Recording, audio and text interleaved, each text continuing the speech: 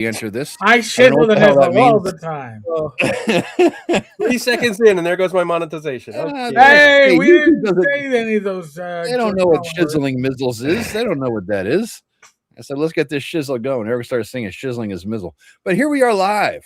This is true teamwork, which coincidentally is the topic of the video. Teamwork. Teamwork. That's what counts. Where is that from? Teamwork. That's what counts. Where the hell is that from? I don't know. Probably G.I. Joe. It's like a cheerleading thing or something from a TV show in the 70s, I think. Something like that, you know? Oh my God. I don't know. I wasn't a big Partridge Family fan like you, so No. That sounds more like the one with the housekeeper who then became the Brady Bunch? No. Had what, Blair and oh yeah. Found a fucking different stroke. Extra life. Yeah. I had a crush on Nancy McKeon big time. Turns out I think she's a lesbian. Which one? Nancy McKeon? That's okay. The one who rode the dirt bike? Oh, the brunette. Yeah. I had that. She was mine too. Yeah. Nobody liked Blair. She was too pritsy, you know? I was also a Marianne guy, so you know it's I was a Marianne guy too. Or here's the real question. I Dream of Jeannie or Bewitched? Bewitched. I'd probably go with Jeannie. I would go Jeannie all day long, all night long too. How about, all right, here's the other one then. Marsha Brady or Lori Partridge? The Marsha would just turn me off. Yeah. Oh, I know. I'd go with Marsha. No, I like the straight hair and the bangs. That's. I was a Lori. I like her eyes. Lori Partridge. Yeah. All right. Welcome to the show, guys. We're talking about nothing about the topic, but you know, for our crowd, old people, you could all relate. Yes, old men showing their age, Shellback Bow. Exactly. Old men showing their age.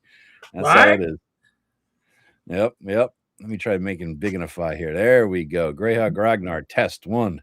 Yeah. All right. We're bigger here. There we go. So welcome to the show, everybody. My cavemen and Eric's minions, and Joe has the Hawknards. Nards, not Hawktards. Nards. Yeah, Nards.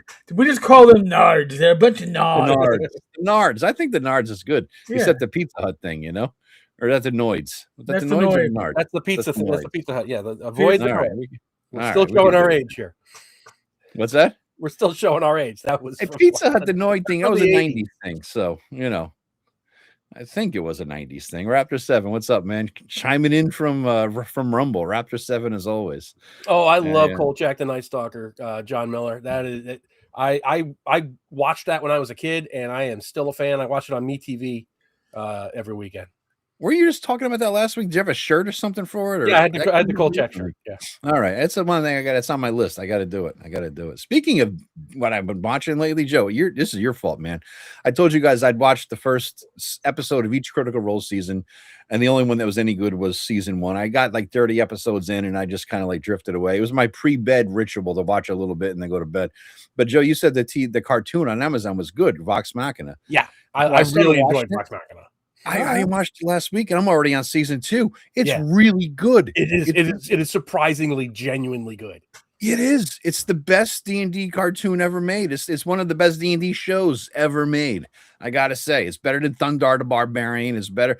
It's not as good as Conan. Well, Thundar the Barbarian is a Gamma World show. It's not a D&D show. That's true. But if they got swords and magic, I call it D&D. You know, that's just.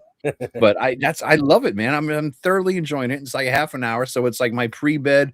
I'm gonna pop an episode in and go to bed. You know, that kind of a deal. And it's surprisingly well written. You know, and it's accurate to the characters and to the story. Just they rejiggered it. You know what I mean? Hope YouTube doesn't take that word out of.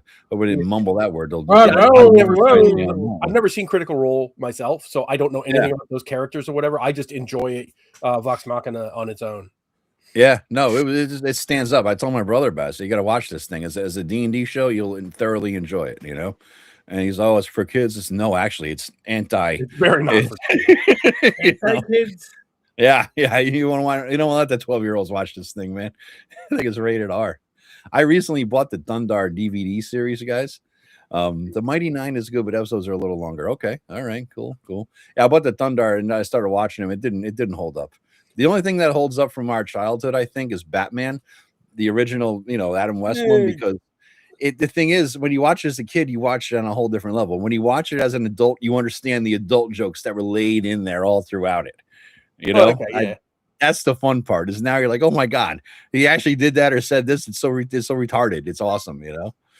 Thundar is also on Tubi, which is a free thing if anybody wants to watch. Really? Okay. Yeah. That's cool. Did I hear that Wizards released the original cartoon on YouTube? Is this something I'm hearing recently? The old cartoon with Venger, whoever the hell it was, or Venger. Was Avenger? Was that the bad guy? Turned into Avenger's the bad guy with the horn. Yeah. I guess it goes Avenger, the other dude, and that messes me up. I said Avenger. All right. Well, that's where he got it. Yeah. How did he get away with that? Well, I guess he's not really trademarking whatever. What are you gonna do, right? I'm using the word Greyhawk. That's true. Nobody's come after me for that's true. Trademark. Well, you just do Hawk Gray. Change it around a little bit, right? Hawk Gray. I do have the modules are Greyheim. So. Greyheim, there you go. You're due. Yeah, you're due. You're done. That's it. The real Ty Beard is here. What's up, Ty? You gonna see him at North Texas. You guys excited? Joe, you're not going, right? I know. I had to change because I was just too stretched in June, so I had something had to give, and that was it. Ty, the two Kolchak movies, they're on Svengoolie every once in a while, and I recorded them on my DVR, so I have like these things from 2 years ago. That I watch every once in a while. I just dropped the link to the D&D cartoon on YouTube. Nice. So it is all there. Tunes. So you can you can put it up for the masses. Yeah. They go to mass, but if they go put it up now, we're so goddamn boring at this point. They may just jump there and leave us alone. Oh well, I know. You got to stay here with us. Okay, that's why we're a team. Yeah. And us is apparently 51 people strong right now. So yeah. Eric, of course, at 27. I got 11. Joe, you got 9. So yeah. Well, Joe's people are in bed. That fits. Yep. They're all asleep. They'll watch it tomorrow. Well, I got 1 on Facebook, so I got a total of 10. All right. Okay. Yeah. That's true. Yeah. And I got 2 on Rumble. So thank you, Raptor 7 and the bot who was over on Rumble. Where the hell the bot is? I figure we'll let it build up a little bit. I thought were we talking too much? We dropped the link around to 45. Jesus Christ! Everybody left. A couple of my people left. Catch it later. We're doing you a favor. We're doing a favor. Watch this show. Damn it! All the hell. So we bullshitted enough. We're 10 minutes in. Can we hit the topic? You know how much prep we did?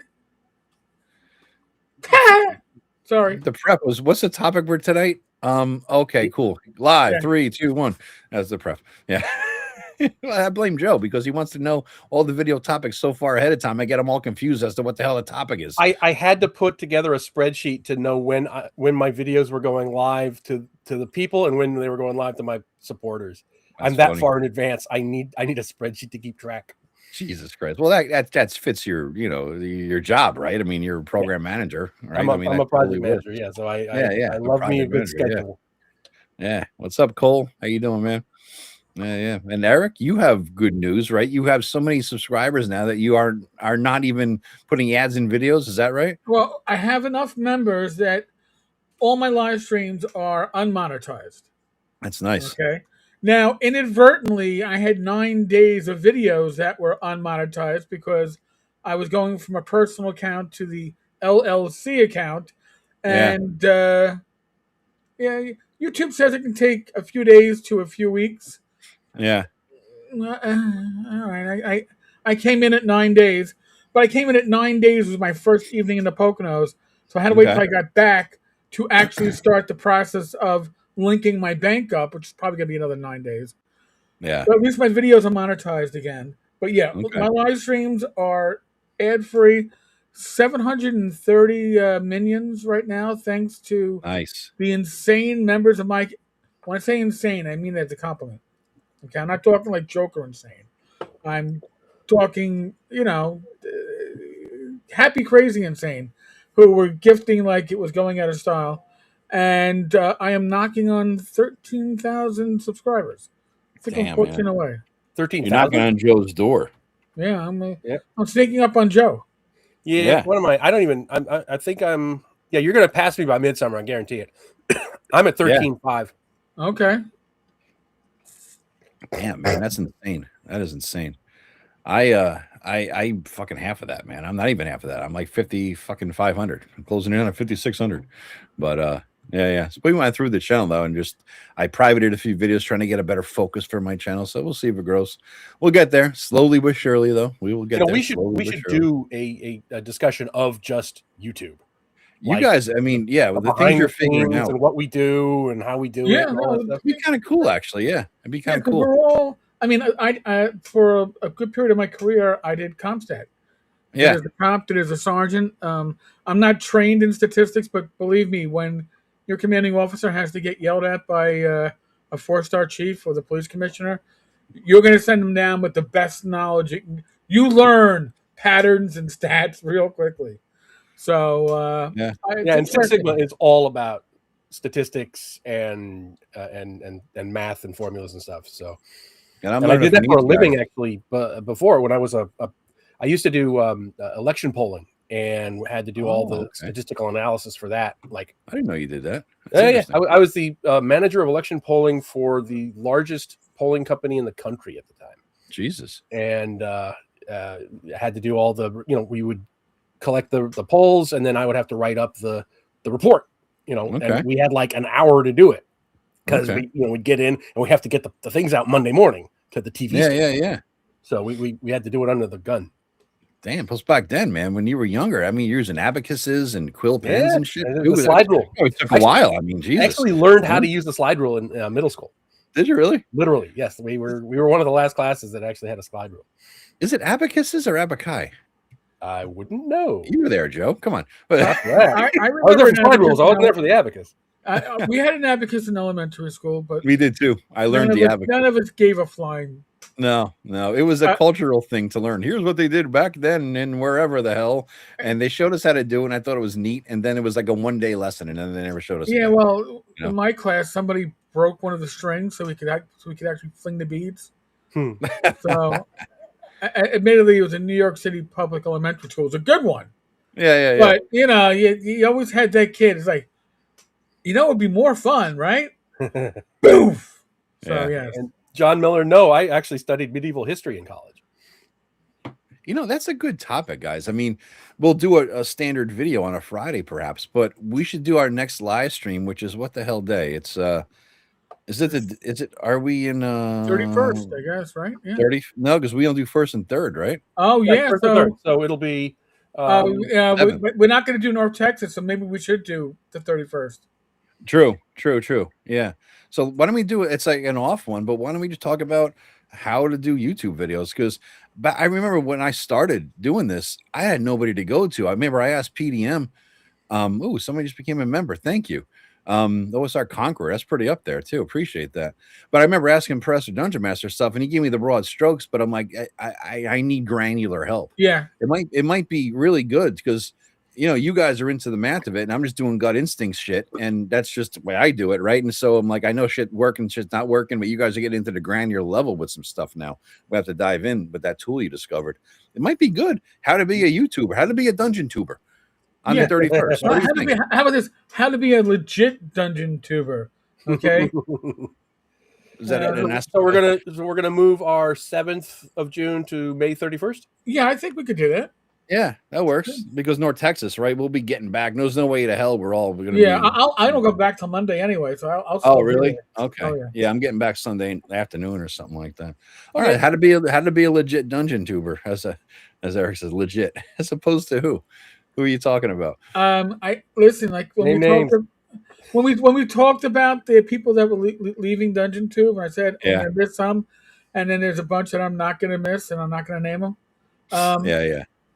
There are some that I wish I was going to miss, and that they were quitting, but they're not. But I mean, yeah.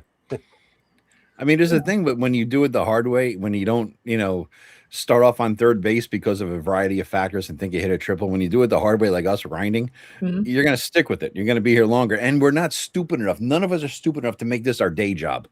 No, right? I mean, nobody's quitting our lives to be a dungeon tuber. Well, I'm already retired, but. Yeah. Even I have learned, it's like, dude, a video a day, even if I'm batch recording them, like, Joe, I can't do it.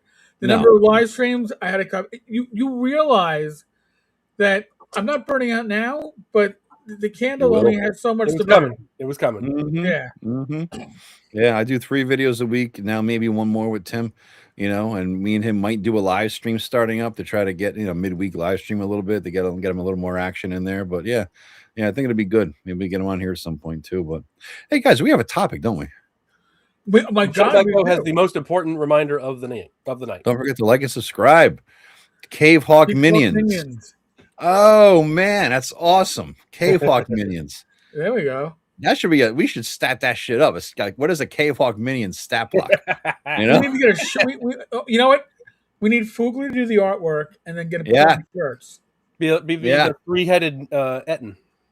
I don't know, but the Cave Hawk Minion, yeah. I like that. I like a cave hawk, like a caveman's body with a hawk's head, but fat like a minion. Yeah, there we go. Yeah, or yellow with a single eye with the yellow. Yeah. Yellow-eyed hawk. One single yellow-eyed hawk with a fat. Yeah. This could work, man. Yeah. Get a Fugly on it. I will leave that to you guys. Yeah. Lolling around the streams. All right, guys. So teamwork was the topic du jour. My video was a confessional. Don't be like me. Did you listen to mine? Did you hear it? I did not listen to yours. I had to say I did not. Well, I didn't want to listen to it ahead of time because obviously that means I'm like, I don't want to be influenced by you all. And then I was in the Poconos, so Yep. Oh my God! All right, now I have to open up my damn stream because somebody's gifting, and I got to see who gifted. DM Akron gifted you, dude. I never get people gifting things online. I don't get gifts. I'm so sad. I'm so so you got like 10 people got gifted memberships from DM Akron. Damn, man. Hey Dakota, what's up, buddy? Hey Dakota, we talked last time at ShireCon. I'm throwing this out there because you said, hey, if you get your RPG ready and shit, give me a bunch of copies, paper or whatever, and I'll run it with my group and play test it. I might have enough for you by I'll have the PHB and the goal. I already have the PHB. The goals have the monster manual substantially done by ShireCon. So if you want, Dakota, I'll print up a box of fucking books and bring it to ShireCon and you can bang it out, man. If you want to play test it, you know what I mean? I'll give you what I have. It's up to you. It's up to you. I know the offer was made when you were at least 5 or 6 deep in the beers, but if the offer's there, it's up to you, man. Yeah, that's cool. We got some gifts, but teamwork, that's what counts. Like I said, mine was confessional. Mine was like how to be a good team player because you don't want to be like me because I have been in the past a shitty team player. On the group, like I get too controlling. I get too like, if I'm playing with people who I don't think are good and I don't want to die, right, I'll sort of take control of it or I'll like fuck the DM. Like part of my game as a player, a lot of times, especially with certain DMs like my brother, is to fuck with his head. So I get the advantage. You know what I mean? I'll do those kinds of games too, those mindfuck games. But it's thanks, Dakota. All right, I'll bring up what I got, man. That gives me a goal to get the fucking monster manual done by ShireCon. So that's good, dude. That helps me actually. But yeah, so I do those sorts of things, and it's like don't be that guy. I've been that guy, and so that was the whole focus of my videos. Don't be that guy, But what about you guys? How did you come down on it? See, like we're a little bit different because, like, if I'm playing at a convention, our usual group is a bunch of GMs and game designers. Yeah. So at a convention, I'm usually like the guy going, I'll take whatever character is left. Yeah. Give me whatever's left. Yeah. I'll make it fun, and I'd rather coach the younger players a little bit if they need a little extra. I have the most fun when the group succeeds. Do I prefer it if I survive to the end? Probably. Yeah. But is it going to make a difference in the long run? As long as everybody's having a good time, I'm good. Mm-hmm. Honestly. So. Yep. I give a couple of things. Don't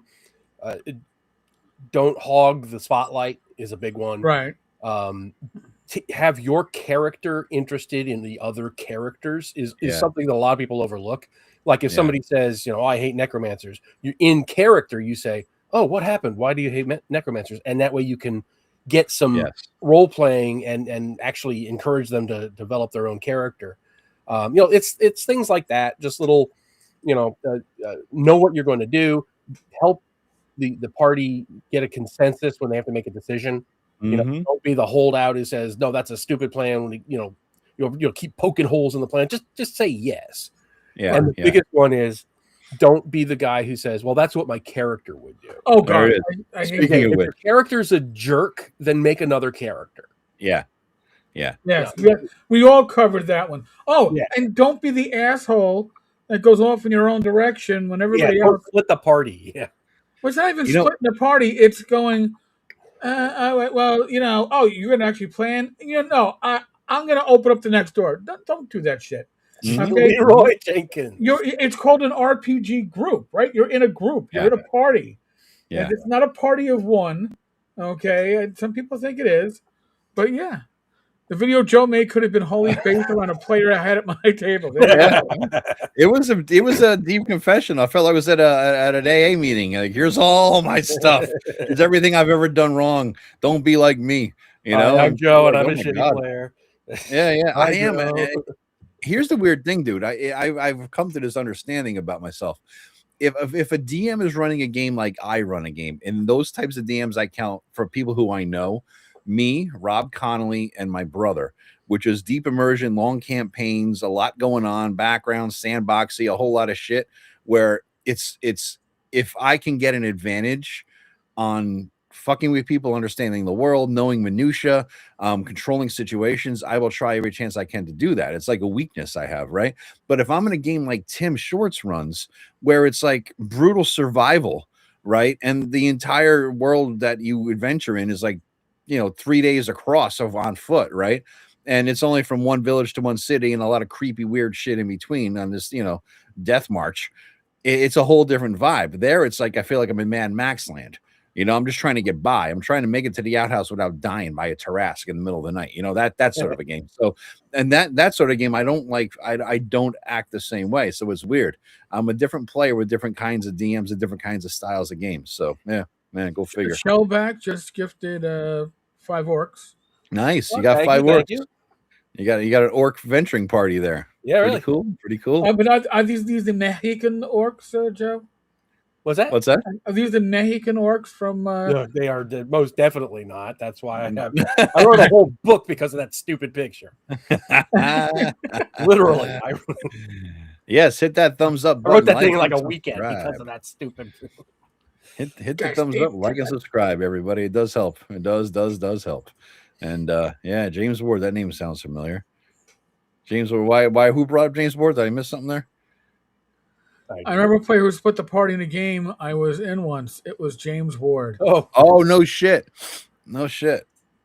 The only time I'll split the group is if I'm playing, and one of my go-to classes, or usually my go-to class is a wizard, magic user, whatever. But I do like the sort of half elf or elf wizard magic user guy. You could, see in the dark, sneak ahead, look for traps, things like that. And I like the thrill of going out there with low armor, with shitty armor class and low hit points, and being that sneaky guy trying to get things done. Right. And I know it splits the group, but sometimes you need that scout to do that, right? And so I kind of enjoy that part of it. But yeah, you can't just spend all fucking day out there.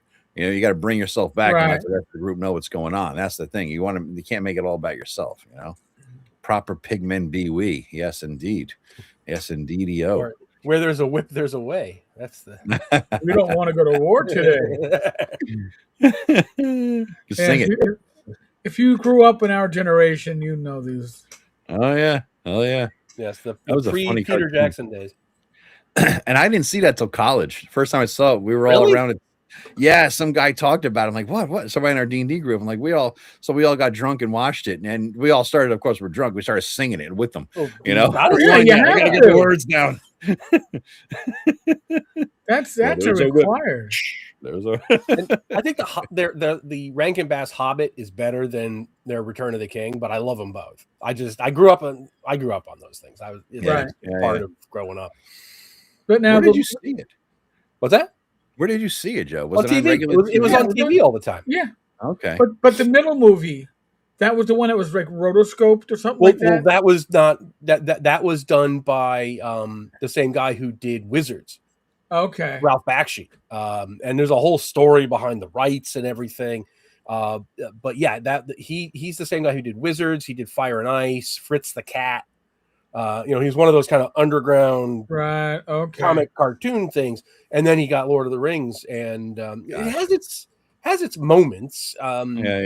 It's there's that famous goofy shot of Legolas who's got like the blonde, and it looks like a complete imbecile, but it's not bad. It's not as good as the Rankin Bass things, I don't think.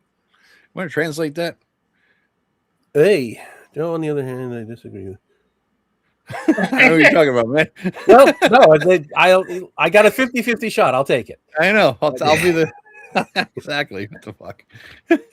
Actually, you know what? He's not a dick when he shares his opinion. They're talking about you, Mr. Block, not being a dick. Oh, okay. Thank you. Yeah, I could translate that one. Joe the lawyer is a little bit more opinionated. Joe the lawyer is a dick when he lawyer. So am I a dick when I share my opinion? Is No, that what you're implying here? But you're more opinionated. I am more opinionated. Yeah, I mean, the grognard is like, I'm gonna give you the facts. I'm gonna keep my opinions out of it. I'm opinionated. It must be that Connecticut, New York conversion. Yeah. New Jersey tries to stay, I'm right in the thick of it. Yeah, you try to stay neutral. You try to be like, But I'm originally from Jersey. That's the thing. Oh, all right. Well, every once in a while I'll come up with a hot take. And okay. Yeah. Where in Jersey are you from, Joe? I know you must have told me this. Yeah. Oh, I just got some membership gifted. Zane got a gift membership. Yeah, you got a bunch of them. Who gifted some memberships here? You gotta scroll I can't tell up. who gifted them. You got to scroll up on the. Sent 5. So Adam Flaherty sent 5 memberships. Thank you so much. Awesome, man. Awesome. Very, very cool. Very, very cool. We appreciate it. But what was the question? Oh, Jersey. Where from? I'm along the coast, Monmouth County, like 117 off of Garden State. What's that? If you turn Jersey, you know how Jersey comes in and to a point. If you turn it on its side, so it looks like 2 boobs, right? I am where the crevice of the 2 boobs are. That's where I grew up. So in the middle of the 2 boobs. Did that give you the graphic demonstration? Way too graphic. The place to be. Is that a graphic? Up. Oh my God! I got 5 more from Jimmy-san. Thank you, Jimmy-san. Holy crap! And Jimmy-san just upgraded his membership level, I believe, too. So you're the goat today. I got 10 new gifted memberships. That seems to be the latest thing. Eric's getting gifted like 3,000 or 4,000 memberships every time he does a live stream. I get buckus. Because your people aren't sleeping, Joe. Saturday Gamers Health. I think that it was like 220 gifted, plus a couple of upgrades, plus a couple of people just said, "Hey, I got missed. I bet I have to. I want to get one too." And they so it's like it doesn't feel real, but that's okay. It doesn't have to feel real. It just has to feel fine. I am not Italian, Marcus Grimm. But if you saw me from the neck down, you see the man titties and the gut. You know I've had my share of Italian food. All right. So, and I grew up with a lot of Italians. So yeah, it's. Joe, are you from Amboy or Sayreville or Keyport? Keyport. Yep. Okay. Yeah. Right in there. That was a million years ago. I moved away when I was like 2nd grade. Yeah. Just, thank you, Matthew Blackwell. I mean, wanted to check out Adventures Dark and Deep as you should want to. It's an excellent game. Excellent game. And not only that, but if you ever go into like a bad neighborhood, you could put one of those books inside your shirt, front and back, and you have it'll take a bullet for you. Yep. Kevlar. Like a Bible in a World War One. It'll stop at 38 or a 9. Not that I've tried it, but I can pretty much get it.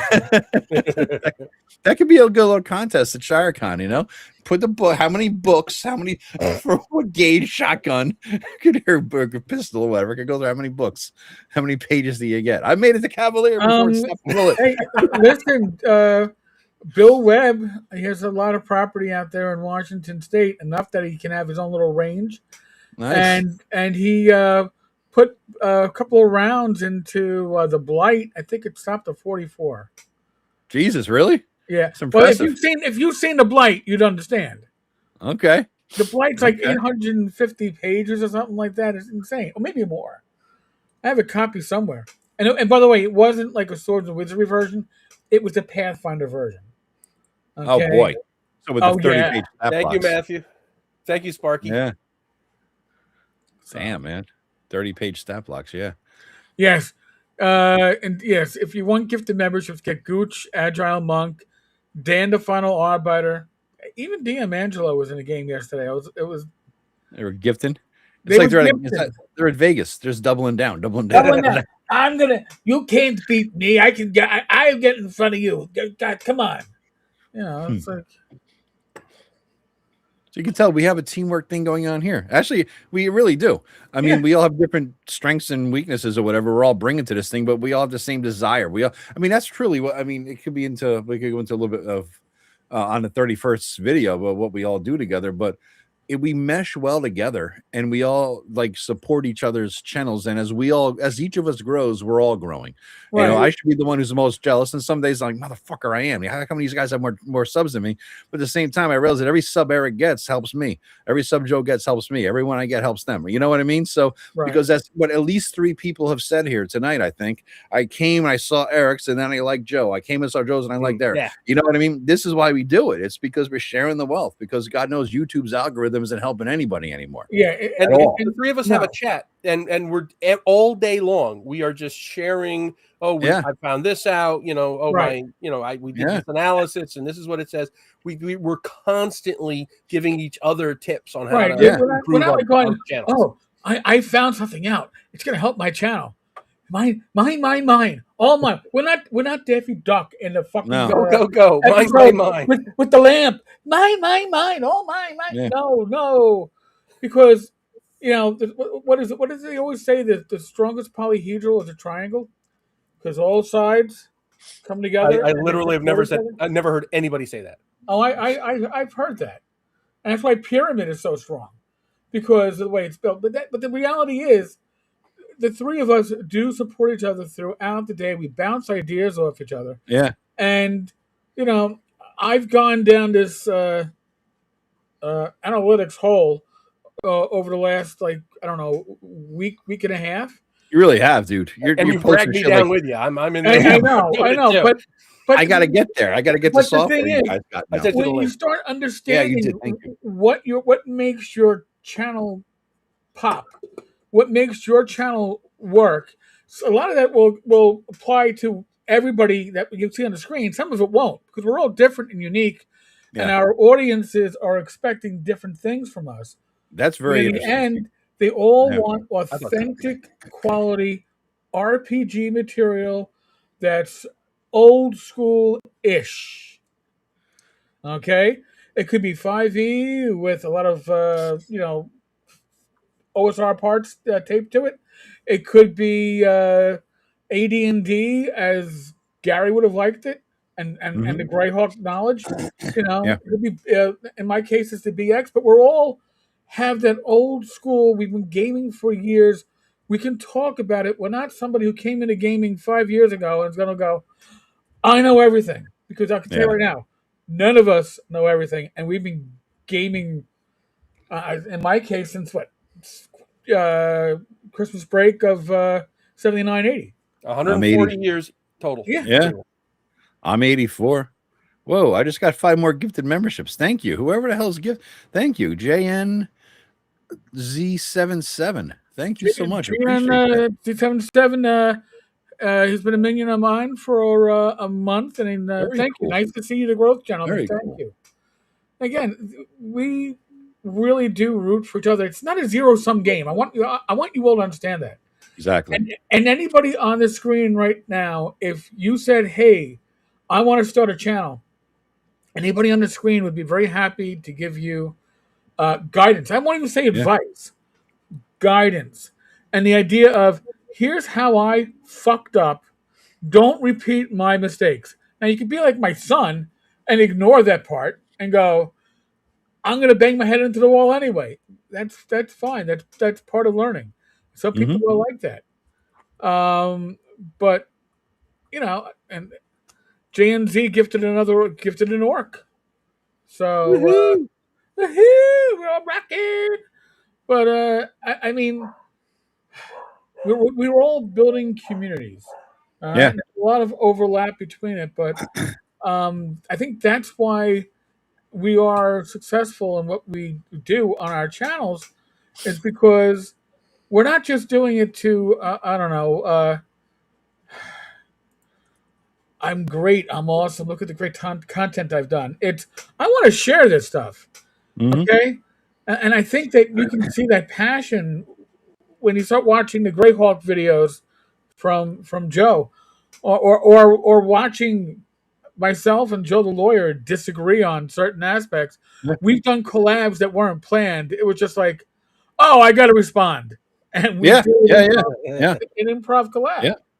You know, but again, this community of old school creators and YouTubers, I think that we'd all be stronger the more that jump into the pool. Yep. I mean, I agree. You know, I agree. But do it for And the right it- reason. Do it because Right. you're passionate. Do it because Yeah. you love the game. Don't do it because you think you're going to be able to do this for a living and retire off No. of it. No, you're No. not. That is not You're not. going to happen. You're not. You're Yeah. not. Do it because you love it and make videos for yourself. Right. That's what I do. I did a whole video about this. Is I make videos that I want to watch. Yep. Because I got news Yep. for you. The moment you start making a little money on it, that's when you realize, oh, I need a new mic. Oh, I need a new cat. Oh, I need a. Oh, wait, one of my co-hosts on my Wednesday. Oh, well, I gotta send them if I don't want to put my fist through my screen, I better buy them a cheap laptop because that's what you do because it's a team, right? Yeah. I mean, my channel Yeah. is literally a team. I have co-hosts. My wife is one of them. But I mean, this is the rest of my team. D'Angelo is another part of my team. Yep. And again, we don't. I thought you were a part of his team. You know, He's growing so fast. It's a Venn diagram. It's a Venn diagram. It's an overlap. Well, he's growing so fast. We all might be part of his team. Oh, someday. I tell him that too. It's like, dude, when did you That's start good. this? Last week? I mean, no, Yeah, but yeah. no, he's. But if you watch D'Angelo's channel, I'm going to tell you right now, he is passionate. Yeah, he really enjoys what he's doing, and believe me, if I talk to these guys half the day, the other half I'm talking to Angelo. Yeah. But the reality is, we all care about what we're offering our viewers, and that is why I think the success that we are having as a group and individuals is because of that. We're not just throwing out there the schlock, and none of us are going for great special effects. You're No. getting authentic content. Yeah. Okay. Could I do Flash? Probably. I wouldn't enjoy it, and I don't. It's not me either. No, it's not. It's not any of us. They stopped supporting Flash like 10 years ago. Not that Flash. Nerd. Flashy videos, Oh, I nerd. thought you meant like No, not Flash. Not Adobe. No, or whatever the Not fuck it Adobe was, whatever Flash. They Flash. kept on breaking. No, we're not talking that one. But the thing is, too, I look at these other guys who are retiring from dungeon tubing because they made money when it was easy. Now they're leaving when it's hard. And I look at some of their videos, like that Russ guy, or where the fuck is that? I still can't get his name. And he's retired. The guy with the red hair and a beard. He used to do skits. He would put on a costume, a beard, and talk to himself back and forth. He spent ridiculous amount of time doing that. And then, Joe, you said you saw PDM do stuff. Goddamn, more gifts. Thank you. Holy shit. D'Angelo, 20 goddamn memberships. Thank you, man. Holy shit, moly. Jesus Christ. Holy shit. I mean, I did that once. I did the skit thing with the clothes and the things once. It was fun, but it's like that fun because time it was a one-time thing. You know? Right. I think that time of dungeon tubing is over. There was a time and a place where that shit flew, and some people still like that. I think a lot of younger people like the skit. They like to be entertained and this and that. But the crowd we're going for maybe is a little bit more older, a little bit more mature. They want to hear just the facts, ma'am. They want to hear it. They don't have to watch it, right? They can listen in a car driving to work or something like that. Like I hear a lot of people do. That's what I do with them, and we're just being ourselves and talking, and that helps. Right. And I think that's part of what makes this little group action, this teamwork thing work, because we're all the same way. Yeah. Thank you, Mikey, for the kind words about the map. Thank you, Angelo. I much appreciated those. Jesus, I think tonight I doubled my members. It's in one already in one night for all the gifted memberships I got, because most of them aren't members. But I did make a little announcement buried in my today's. Did it drop today? Yeah, today's video, maybe tomorrow's video. But I decided what I'm finally going to do with my Patreon and with my Substack. I think we talked a little bit about it here. Is I got I spend time writing like chapters of my DMG. I spend time actually writing out like an essay before I record a video now, so I can get them tighter and I don't ramble as much, because it seems like people don't like to ramble as much, you know. And so I try to, and now I read it, and then I say, this is good. I can like add this essay into like the player's handbook or the DM guide someday as an advice essay, right? And I think to myself, I could put these fucking essays on Substack and give a little teaser and also build up maybe a mailing list for people who like my stuff, right? And then the other thing I could do with Patreon is basically put little screenshots like Greg Christopher's doing. He really inspired me with that. He puts like a screenshot of whatever chapter, whatever page, a spell, whatever, and he gets feedback on it as he's developing his books. I'm like, that's a good idea. Yeah. So Patreon for people who are backing. Jesus Christ, who's giving that again? You got to scroll up. No love for me tonight. Jesus. Holy shit. Thank you, Michael. So I'm going to use Patreon for that. If you're interested in my book development, go on the Patreon and check it out, and the links are below. And if you're interested in reading things I write, like the old blog days, I really do miss writing blog posts. I realize that as I'm writing some of these essays for the videos that we do, I miss my blog post days. So that's my blog, so I figured I'm going to start. I did a little bit already. I'm going to start doing it in full, in depth after maybe mid-June after North Texas. I'm going to put a focus in there. So nice. What the hell, If I could do one or two a week on each platform, we're good to go. I mean, I really don't. We're going to not have anything to talk about on the 31st. Don't trust me. We will. Oh, dude, hold on. You got more. Who's more? We got a war. Machina Opus, 5 memberships. Thank you, Machina Opus. And Eric, did you reach out to people and say, Joe, reach out to anybody? A lawyer needs members because DM Angelo, I think, became a goblin on Joe's. Yeah. So yeah. Holy Christ, man! Now, I'm not saying that that my community might not have brought the the challenge down. Maybe to put down the gloves, like, let's see you guys do it for the others. I'm not saying that happened. I'm just saying, but honestly, that's, folks. Just so I make it clear, your generosity is something that really. Wow, some orcs. Oh, thank you, Angelo. You get a cut. You get one, and you get one. The generosity of this community, and I know there are YouTubers who go, the All Star is not a community. It's just, go fuck yourselves. All right. Yeah. This is a community. A community does what you all are doing. You share the love. You say, hey, I want these channels to be viewed and watched. I want these videos to be shared. And this is the magic that does it. So I can't thank you all enough. This week has been huge for the tavern. I mean, between my AMA last Sunday and then last night, I'm going to guess it was a 350 to 380 gifted memberships. I mean, so let's double that tonight for my channel, guys. The challenge, the gauntlet has been thrown down. 750 membership gifted. My people are bust. I don't listen. I don't think my heart. I opened up a really nice nice bottle of bourbon yesterday that I was going to save for my gaming group meeting. It was that small batch, like the yeah. And when I realized how much gifting was going on, I was like, "Rage, pass me the bottle. It's getting opened. I'm going to have to bring another bottle to my old gaming group. We get together in about next week, 20. Yeah, all right, yeah, okay, that's next week. Next week, that came up quickly. There it is. I got to bring a bottle with me. Nice. So. Yeah, RPG Grandma mentioned her blog, and I got to do the same thing. I've been using it to promote stuff that Greyhawk stuff on DM's Guild, and I kind of fell off of it this year, and I've got all the stuff to do it. I just have to sit down and write all the posts to promote them. I've just completely slacked off because I'm literally working on 4 books this year. That's it. I mean, I realized how much as I was writing these essays, to sort of help the videos get better and tighter. I'm like, wow, because I don't read the essay I write. I use it as a sort of a mnemonic aid. Like I put it into my head, I organize my thoughts, and then when I go out and talk during, I record the video, I'm just like sort of riffing, but it's tight, right? And it makes it better. But I'm like, wow, I do miss writing. I miss writing little blog posts, little thoughts of the day. But quick question we had from somebody. First of all, DM and friends, lawyer, don't tempt me. Consider thyself tempted, my son.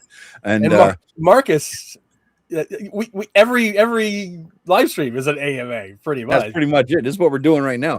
Ask us anything right now, Marcus. Whatever you got, ask it, and we're here because we have a topic du jour, which we take 20 minits to get to, spend 15 minutes on, and then the rest of the hour, the other hour, let's let people in the chat. Yeah. If we're to be, doesn't have a own game book rules encyclopedia would be it. Oh, I thought you were talking to me, Eric. No. There's another joke. I had the question. Oh, I'm the BX guy, but if I could only have one book, it's like you're only going to be able to play. There's a deserted island with you and 5 players. You only get one book. Yeah. Rule Cyclopedia. And but the question was, is it good for beginners? No, and it's not. It's not at all. No. If you want to go for beginners, honestly, for old school, get the OSC Basic. It's a free download, and it covers levels 1 to 3 for basically BX D&D, and it's well presented. And I think Gavin did a great job. So grab it, and that's a great introduction. And I would go for beyond. Adventures Dark and Deep Light, which goes to level 8, and is a pay what you want. So nice, very nice. There you go. Very nice. What color is your underwear and doesn't match your socks? Let me look, so as I'm not wearing pants. I have blue underwear with white stripes. That's a good question, but hold on. I'm going to tell you right now, nothing matches the color of my socks. Well, I'm sure there's a flag and a gay pride parade that might, Eric. What the hell are all these things you're wearing? What is that, man? Listen, when I was like, do I want to wear shorts? But if I wear ankle socks in the hot weather, my feet don't get that hot. And if my feet don't get that hot, I stay cooler. I don't need socks halfway up my calves when it's 90 degrees outside. I went sleigh riding in sneakers for a while when I was a kid once, and I got like mild frostbite in my feet, and because of that, my feet are always cold, so I have to wear socks to bed. There's a little TMI for everybody out there. So my feet are always cold. I need cold. I like cold feet. I can't. Lie. I get cramps. They get cold. I get cramps. I wake up. Oh, okay. Yeah. Joe, you answered my question about AD&D Light. There it is. There it is. You got it. What was the question? I'm sorry, I missed the question. Don't worry. You answered it though. You answered the question, right? I answered. So there we go. So what does it matter what the question was if you already gave the answer? Yeah. Don't worry. I don't know. What is your desert island? I mean, I know what yours is, Joe. But Eric, what is your desert island game book? Not for beginners. Just what are you taking? Oh, not just for. Actually, you know what? What I'm taking is probably the Rule Cyclopedia because I'm not going to read the same fiction book 17, 19, 25 times, but Rule Cyclopedia, I can read it and then say, how would I house rule it? And then I'll read it again and go, all right. And now how would I house rule it again? Oh my God. Joe, Jesus. You are fucking who did that? DM and I don't know. You gotta look up. You gotta Angela, you're going to North Texas, right? I might have to just I'm not gonna do it. I'll hire somebody to give you a little you know what I mean? Jesus Christ, dude. What the hell? You're killing me here, man. I appreciate it. Holy shit. I probably got like 60 fucking gifted tonight. Yes, Adventure Dark and Deep is descending armor class, but there is an ascending AC optional rule. It subtract from 20. I mean, it's really not that hard to do it on the fly. You could, So the Grognard's AD&D Light, Adventures Dark and Deep Light, is essentially AD&D 1E if Gary was going to do 2E, but his light version is very digestible and most campaigns don't get beyond the 8th level. So that's my thing. For 1E, 8th level is like the sweet spot. Once you hit that, that's why. Well, that plus that the reason I picked that was because then you don't have to worry about 5th level spells. Yeah. No, that's good. And for space reasons. You know, I got 2 game books. I was going to talk about this. It might be good timing. We're talking about books and games. I got 2 books I picked up off of Amazon. One of them was in my Amazon wish list for so long that I forget why I put it in there and what inspired me to put it in there. So I figure I must have been drunk and somebody mentioned it as a good book, right? But it's this one, The Book of Fiends, Malefic Bestiary for 5th edition by Robert Schwalb. And it's like the Devil's Demons and Daemons, right? And I gotta say, art excellent. I mean, I opened up to a random page, and here we got a badass demon and boobs, right? So, wow, right? Well, there's your demonetization, dude. There we go. Boobs. Oh, I'm not monetized. I don't care. Yeah, that's true. Yeah, But some the of art us is don't great. get 300 gifted subs in a night. We need the money. This is like, I mean, just another random page. You know, great books. Puts out Great. good, quality Shoot the stuff. link in the thing. Put the What's link that? in the chat. I gotta find it. I just bought it off Amazon. It's a used book. It's not a drive-through reprint. Okay. You know what I mean? So the Book of Fiends, look it up on Amazon. I don't know how many there are, but I pulled the trigger on it because I've been sitting there for a while. This is another book that Professor Dungeon Master mentioned as one of the very few go-to books that'll teach you everything you need to know about D&D, blah, blah, blah. Greatest learning book there is. It's Extreme Dungeon Mastery. And there was a new reprint. When the first time he mentioned it, I went into his page and into the Amazon page, and it sold out because he mentioned it, right? So everybody bought every copy. Right. So they have a second printing. And I took, granted, it was a 4 or 5 minute glance. I don't like it. I don't like the layout. I don't like how they're saying what they're saying. Is it like advice for 5e game masters? Like, no, this is an old book, dude. This is a very old book. Really? That they put out, and now there's like a second edition. Created long ago in the yesteryear of 2009. It's been updated, wow. 32 more pages, twice as much content, 240 illustrations. It was written for 4E.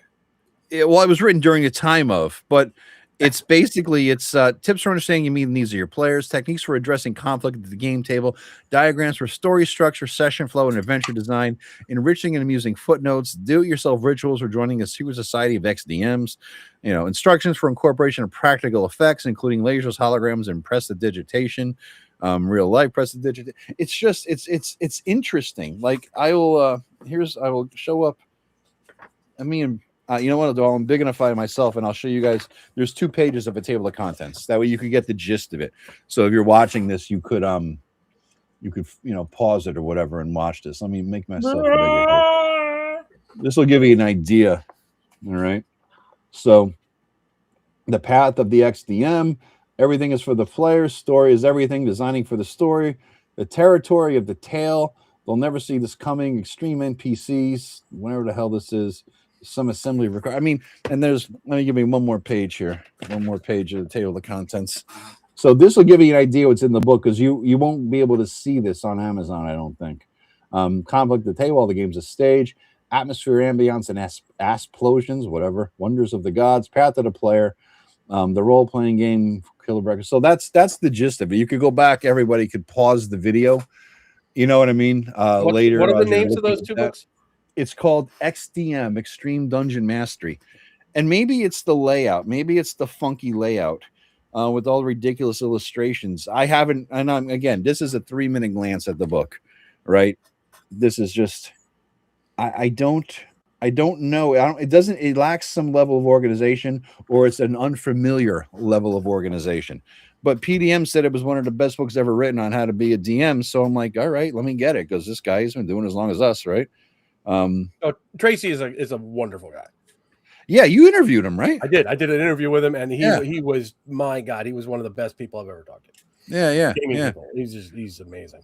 I'm gonna dive into it. Maybe I'll bring it down the plane to North Texas with me and just really give it a good read. You know what I mean? Just I don't want to pass judgment on it. And again, this is a few minutes in, but if he says it's that good, I'll take his word for it, and I'll do a deeper dive. Yeah.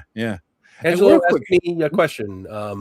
What have I decided about the Patreon? I'm not really sure what that means, Angelo. Well, you were talking about your Patreon before. Well, I was talking about the blog before. Oh, I thought you had mentioned the Patreon too, or was it long time ago, Joe? You were thinking about moving to Patreon subscribers to YouTube. I was, and decided against yeah, I'm going to keep it as is for the moment. So there's both YouTube members and Patreon things, and they all get exactly the same thing. It's a little more logistics for me, but I don't want to, I don't want to make things harder for the supporters. So, I mean, they're doing it for me. So the last thing I want to do is make their lives more difficult. Agile Monk, that's the gist of what I think. I think the second edition got so expanded and reformatted that I could tell there's probably nuggets in there. And PDM was talking about the original. I think that the layout is what's throwing me. I have to dive through it and get into the content. You know what I mean? The original was written more for 3.5 and 4th edition, from the boobs of Jersey to the boobs of fiends. I wonder if so many people are gifting memberships. Boobs are a theme here. They are a theme tonight. And Stark says, I have a friend who swears by it. I mean, it must be something good in there, So, yeah, what was the fiend book name? What was that called? That was excellent. It's an excellent book. It's called The Book of Fiends, a Malefic Bestiary for 5th edition. It sounds like it was a book that was written for a different edition. They upgraded it to 5e. And it's Robert Schwalb. And I gotta say, I think I spent $30 on it or something. It's used because it was written a while ago. Well worth it, man. Well worth it. So yeah, get it before anybody else does. Whoever is Robert Schwalb. That name sounds really familiar to me. Exactly. Right. That's what I'm saying. He reminds me, when I hear the name Robert Schwalb, I'm thinking 3rd edition days for some reason. Like he was around then. I know I've heard that name somewhere. I can't place it. Every bit of art in this is so well done. There's not a loser. Every monster has art, and not one of them is bad. I mean, whoever the fuck these artists are, they're amazing. And you guys know me. Everybody's known me for all these years. I don't give a shit about art. Like, it won't affect my game. It won't affect if I purchase a game. Just give me something that looks broadly like whatever the hell. But I mean, every single bit of art in here is like insane. Look at that. I'm just enjoying paging through it and just getting horrified. So it's well worth it. Maybe the original PDF of XDM is around. I don't know. I can maybe see the original version of it. Would you consider Hackmaster 5e an OSR game? I don't know. I never played it. I never played it either. I had the older 4e, books. Certainly, because 4e was 2e, just taken to 11 and it was more 1e, wasn't it? Well, yeah, but it was a bit of 2E, and a lot more stuff, but it would but it had to be parity. And then they did 5e, and 5e is OSR adjacent, I will say. It is not.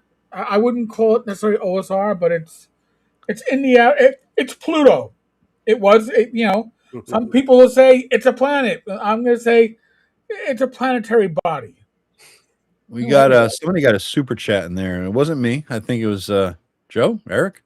Not it. Joe? I don't know. It must be you, Joe, because they're talking about your stuff. He's talking about. Thank you very much, Shellback Bow. Using the Nippon side, the swords of Wuja. Yes.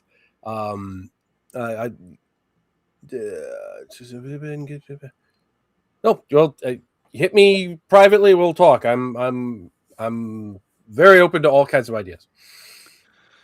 Shellback Bow, you mentioned before on your channel. I don't know that I subscribe to your channel because a lot of times you folks have a different name than your channel name. So if anybody has a channel name in the chat, type it out, even if you have to phonetically spell it or something. You know what I mean? And actually, if anybody has a YouTube channel, sometimes I subscribe and I don't recognize your name here. Right. So I don't know that I subscribe to you or not. Right. So, like Jimmy-san joined my Discord, like you said, and this is Jimmy-san from the YouTube. I'm like, hey man, how you doing? And it had a different name on Discord, right? So they're all the different names. I try to be a lawyer everywhere. Different name, and they're like, why do I know you? Like, I'm so and so. Oh, okay. That's it. It's hard to keep track. So if anybody in the chat has a YouTube channel, don't assume we know it, but if in fact share it for people who don't, who may not know you or may not subscribe. Decado, I will have Swords of Wuja at Central New York. Shellback Bow, your name is your channel name. All right, now I got to go find it. All right. That's another thing we should do is actually go through at some point get all the YouTube channels that we all subscribe to and watch all the D&D ones and like have a fucking list. Eric, or even the non-D&D ones, because that would be even more interesting, I think, because I have a lot of non-D&D channels that I watch instantly, but they're kind of like quasi adjacent, like Ancient Architects and Nerd of the Ring. Yeah, I love that shit, man. Like the Y-Files. Oh yeah. Yeah. So Shellback Bow now has 9 subscribers. Let's see what we can do by the end of this. I just subscribed. Here is Shellback Bow's link. Everybody click on that. You have 87 people here. If we could get 20 more for you. All right. Go click on the link and subscribe. Subscribe to Shellback Bow. He's up to 10. It's happening. Oh, Joe, your people are waking up, man. It must be their midnight piss, Joe. You're up to 23 viewers right now. Eric's 35. I got 25. So all your old people get them for the midnight. Take a leak, every hour, as elders do. Get their last mug of tea for the night. Pluto is still a planet in my heart. Indeed. Indeed. So yeah. So if anybody, like I said, anybody else has a channel, put the name up there, guys. All right. Put your channel in there. Yep. Mikey J Productions. Don't just say you're a content creator, Mikey. Put the name of your channel. Right. You know what I'm saying? Link the channel because it won't show. Yeah. Don't not the link, but the name. Get the name of it. All right. Let's see. Shellback Bow has 1 video and 10 subscribers. Yes, but the one video is a response to my video from 2 weeks ago that I didn't know existed. So thank you for responding, and I like your thumbnail. I like what you did. That's pretty cool. Shellback Bow. We're up to 13. We want to hit 20. And I got a little shout out I want to do. I went. My nephew graduated. My oldest nephew graduated college. And so we were up in Springfield, and we had lunch afterwards. And me being a geek and not getting to this area, Springfield, too often. Springfield's where I get the weed and stuff, but I don't do that often. I have some edibles at night to sleep sometimes, but that's about it. But I'm in a different area of Springfield. I'm like, I wonder if there's a D&D store up here, right? An RPG store. I did a little search, and there was a couple I'd been to, but one was always closed whenever I was up there. And I got to say, I stopped into this place, and it was fucking phenomenal. It's a great little store called 5 Star Games, guys. 5 Star Games in West Springfield, Massachusetts. If anybody's up there in the area, they're one of the few game stores anymore. I've been to 5 or 6 recently in the general Connecticut, Massachusetts area. I've been to 5 or 6 game stores in the past couple months. Nobody's selling minis anymore, except for the old shitty ones that are dust covered that nobody wanted. Nobody's selling D&D books anymore. And this place had D&D books, had a shit ton of minis, 2 big rows of minis. They had Pathfinder books. They even had like expensive minis, like the big fucking Tiamat thing you could have bought there, like really, really good stuff. And people playing, having a good time. The owner was chill. He's been playing D&D for 45 years, he said. We had a little conversation about that. So again, guys, if you want to go in West Springfield, called 5 Star Games, it's honestly the best game store. They had dice, everything. The best one I've been to in a very long time. So go check that out. So shout out to them. I'm not getting any kickbacks for that or anything. So he didn't give me any goddamn discounts on my minis, which we're going to unbox a little later. Shellback, you have some subs, Shellback. Yeah. There you go. My brother of another mother. Agile Monk and DM and Friends are spamming out the memberships, man. I think Agile Monk is a for amount of memberships I've seen him give away over the last couple months. He must be a lottery winner. That's all I can figure. It's gotta be. Shellback is up to 16. We got 4 to go, guys. Come on. We can hit 20 right now. We can do it. Everybody subscribe to Shellback. Let me log into my alternate YouTube account, because we all have to have the alternate account. I don't have any alternate account. I don't either. You have another account though, right, Joe? I mean, I have another channel. Yeah. You ever shared that here, dude? You might get some subs. You never know. I don't think I have. It's called. Link that shit. I'll put the link. Type it up. Okay, I'll put it up. Starbase Nerdtron. It's where I talk about Star Trek and sci-fi and all that good stuff. It's been cool. Sort of active in fits and starts, and we'll see. Yeah, put the link in the private. I'll put it up there. It's up there. There we go. Starbase Nerdtron. I like that. All right, Starbase Nerdtron. It is. Do viewers care about mini collection videos? I don't think so. In fact, you're going to see like all my unboxing videos. I made them private, guys, because the YouTube's algorithm doesn't know what my channel is. So I'm trying to focus on what the hell the channel is. Some people will like that. If you have a channel where it's just all about minis, that's true. That there's an audience for that. If there's an audience for 1E Greyhawk stuff, for the love of God, then there's an audience for people who like miniatures. Yep. And in fact, I was looking at this channel I just recently found. It's relatively new. It's just hit 5,000 subs. It's Fireball the Gazebo. And I said, Jesus Christ, how are these guys with less subs than me getting triple, quadruple the views on every single video they do? How? What are we doing wrong? They're good. I enjoy their channel. They're one of the few channels I learned shit from, watching them or listening to them. And then Eric did a dive and found out they each have like a mini painting channel with well over 150,000 subs on them.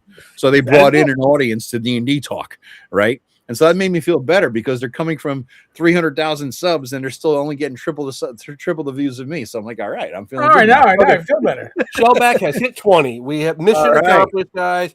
Don't stop. Just keep going, but Shellback. Keep it going. Keep it going. Now, Shellback, you got to put out more videos than just those couple. And there's literally one video. There's one, and there's a short too, right? There's one video. There is a short like a bus stop. Of a bus stop. Yeah, you got to privatize or delete it. You just delete it with no harm to your channel right now, Shellback. And we're going to go into more about that kind of a thing on the 31st on our Sunday show, because we're going to teach you how to be a dungeon tuber. Yes, everything we've learned the hard way, because it's all been hard. Everything. Shark, I can't answer that. I've never played Shadowdark, so I don't know. What's the question I have? Is 1E compatible? So if you can play Shadowdark with 1E stuff, then it's compatible. Yes. Oh, yes. You can't bring 1E characters into Shadowdark, but you could take a first edition module and run it with Shadowdark. Yes. Yeah, that's your answer. Adventures Dark and Deep is essentially 1E plus. That's the best way to describe it. Yeah, you took some of the 5e things and scaled it back. I look at Shadowdark is like you start with old school essentials and you crazy glue a few pieces on from like 5th edition or new stuff. You know what I mean? And it's the funny thing about it is that all the new stuff that she tacked on, I don't like. Right? I don't like it. And so I'm like, if I start eliminating things I don't like from Shadowdark, I'm back to running old school essentials. So there we go. And for me, it's going to sound like sour grapes, but it's way too dependent on format for me. You know, I like a book that if you read it as a plain text file, it would be good. Yeah. That's not Shadowdark to me. No, it's just. I'll be bringing you to North Texas. Where the hell is it? My Tenkar Tavern. Oh, nice. So, very cool, man. Yeah, my Master Minions should have gotten theirs in the mail. I got a few. I got to hand deliver at North Texas. But if you're at North Texas and you see me, you can get one. My Master Minions got 3, but you can get one. Yeah, these two guys are going to be at North Texas. I will not. Yes. I'll be there though for a variety of just scheduling stuff. I wanted to go. I had my hotel room, and my June is just way too packed, and I have a family and a wife who need me, and I'm going to 2 other things. It wouldn't work. Yeah. Well, I decided next year I'm not doing North Texas to save money for art and whatnot. And we talk about the money from YouTube.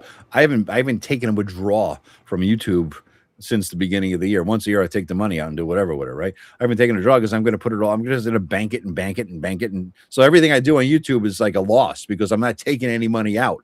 Believe me, it ain't a lot, but I'm going to spend it on fucking art on drive-through. That's all I'm going to do with it, you know? So Eric, at some point we got to talk about this LLC thing because I could foresee a time where I'm going to be doing that. Oh, yeah. So, you're a lawyer. You should know about these things. And listen, if I had done it in New York City, in the borough of Queens, I would have spent like $2,000 in media because you gotta advertise in a local paper. So I used a company who has an office up in Albany, so they can use local Albany papers. So that only cost me the whole process cost me like $650.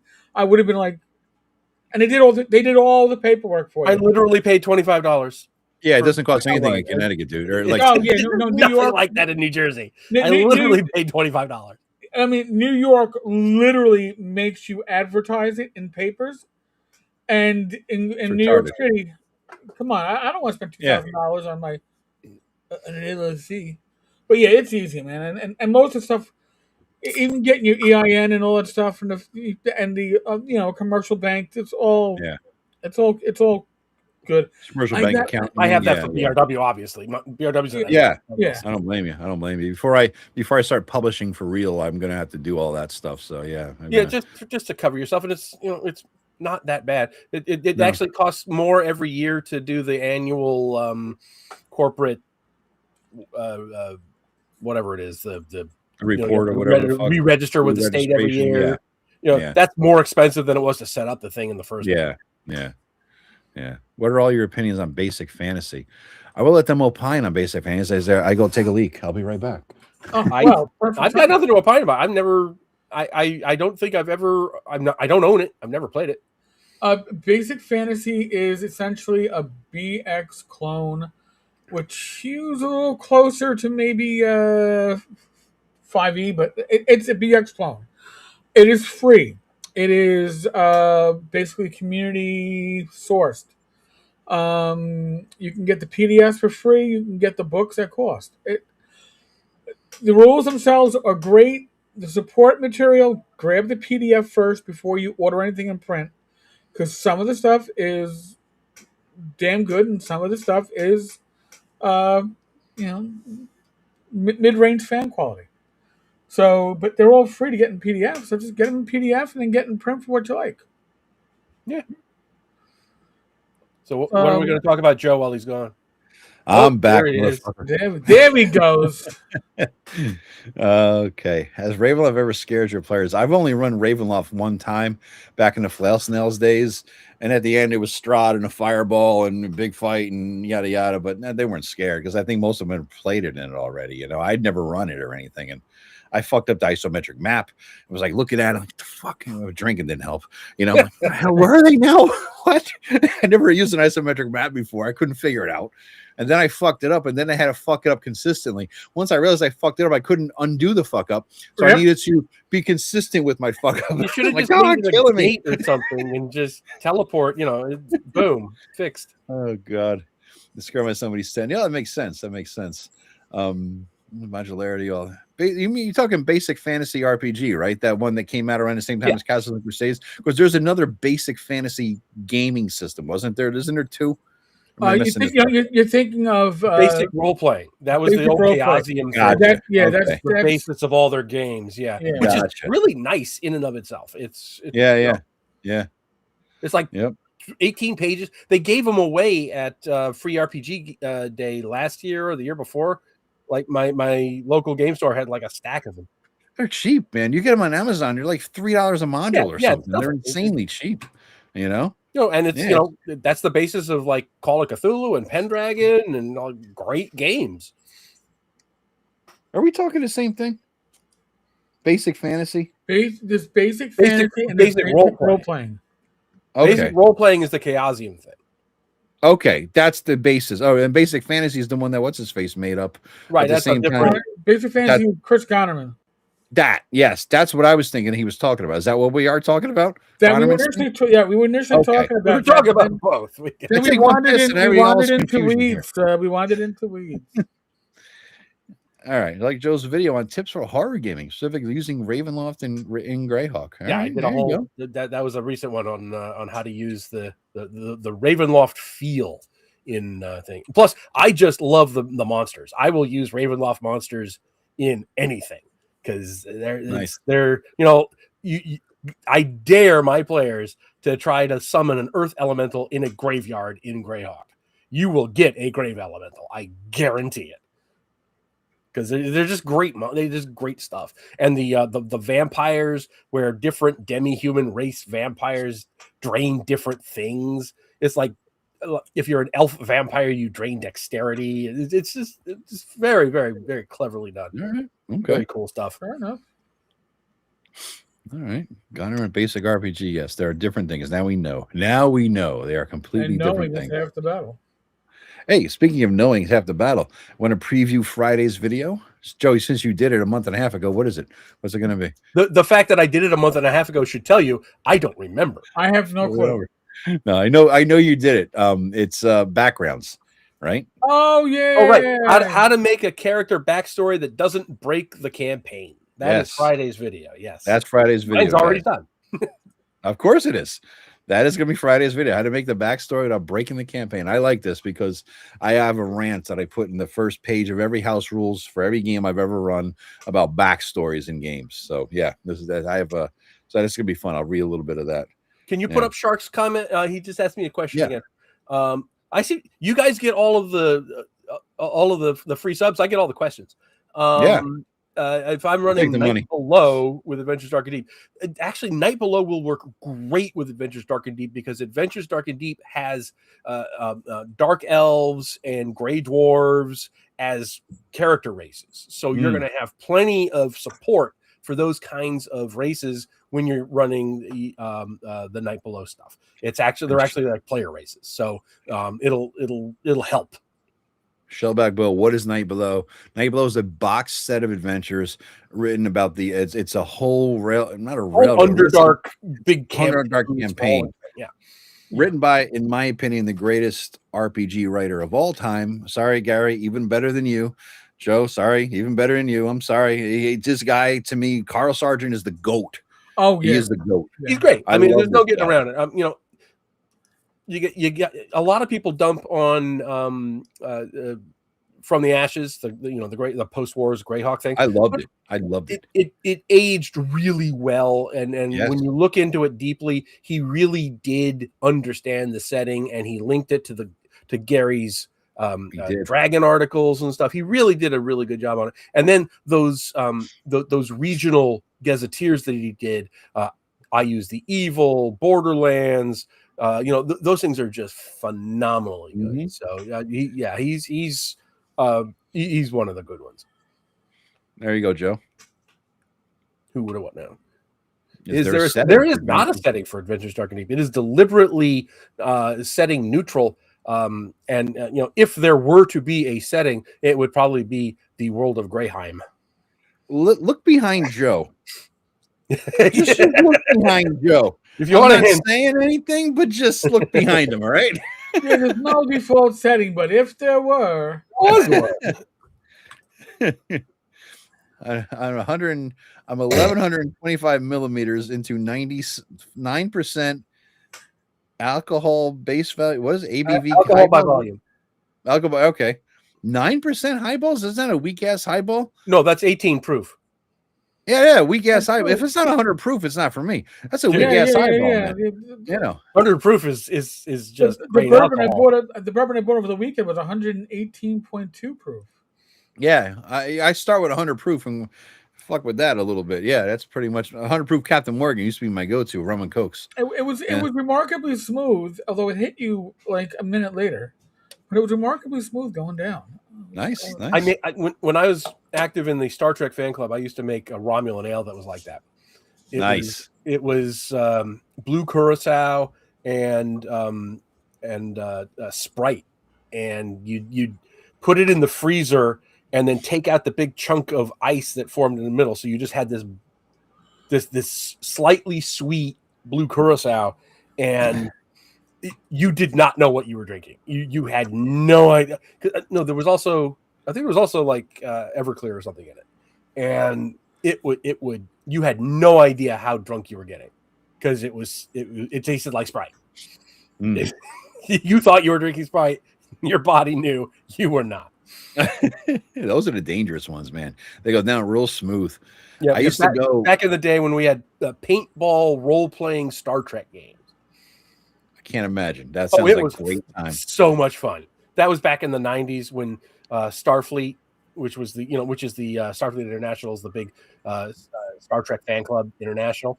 And nice. There were like a dozen clubs in New Jersey, and we would all go out to the Poconos to play paintball, and each chapter is a ship, right? So Klingon chapters, and you'd have Starfleet chapters and Romulan chapters, and we were in a mirror universe chapter. That's nice. And it was so much fun. And one playing the Borg, and we could get hit more than once. I had this BMX armor with I had the tubes to make me look all Borgified, and somebody hit me at first, and I didn't go down because we were Borg.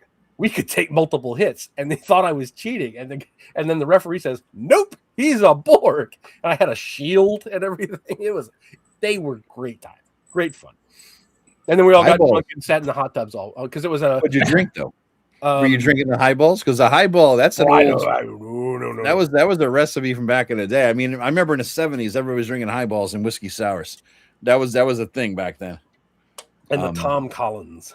Tom Collins, yes. There was all mixes too, But the sweet drinks, Joe, those are the ones that go down smooth and kill you later. I remember That's exactly what the Romulan ale was. And I would just go from house to house because it was at a ski resort. Okay. In the summer, the ski resort is a paintball field. And they had the cabins and the hot tubs and everything. And everybody would just go from party to party to party at night, and we would get wasted, and then next morning we'd be stumbling around trying to shoot each other with paintballs. It was not puke on each other, right?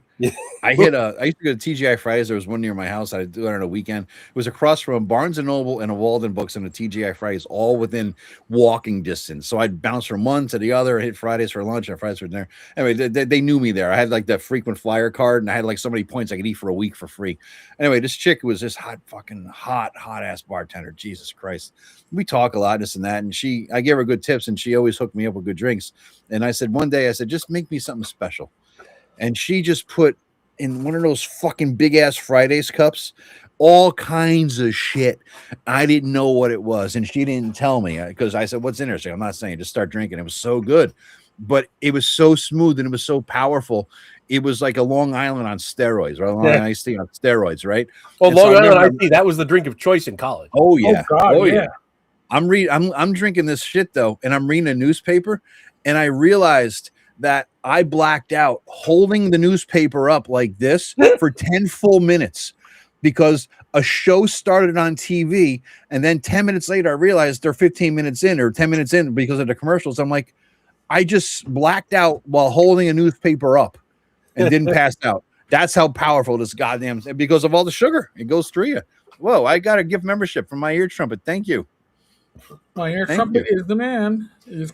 Scroll back down. You've got there's what was it? Screwdrivers. Oh, guys, Chris Lundgren. If you could find Chris Lundgren's thing, he relaunched his YouTube channel. Chris, tell us what the name of the YouTube channel is. Name of the channel, dude. Subscribe. Yes, name of the channel. It's titled Things and Stuff. Things and Stuff. Oh, there it is. Okay, Things and Stuff. Okay.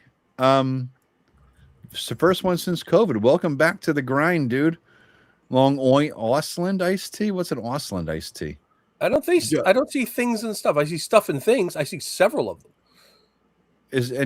So Chris, give us more specificity, man. Maybe it's been so long you don't remember what your channel's name is. And Shark asked us all a question about mixing sci-fi into fantasy. Didn't we do a video on that? We probably did. It doesn't bother me as long as it's done, with discretion. I don't want to turn everything into what was that? Shadowrun. I don't want to turn everything to Shadowrun, but if occasionally you have something like a laser rifle shows up in Greyhawk, that's it's kind of a kitchen sink setting anyway, so it doesn't bother me. Yeah, makes sense.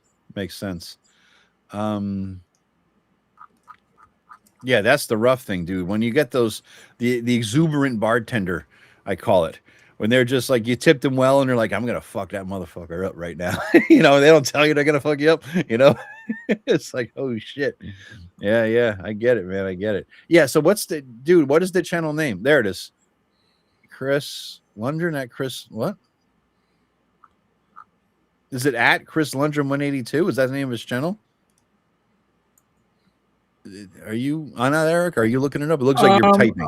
I don't want to do double work if you're typing. My ear trumpet. Thank you, by the way. The name of the channel is Chris Lundgren. Oh, okay. 182 or not one? You got it there.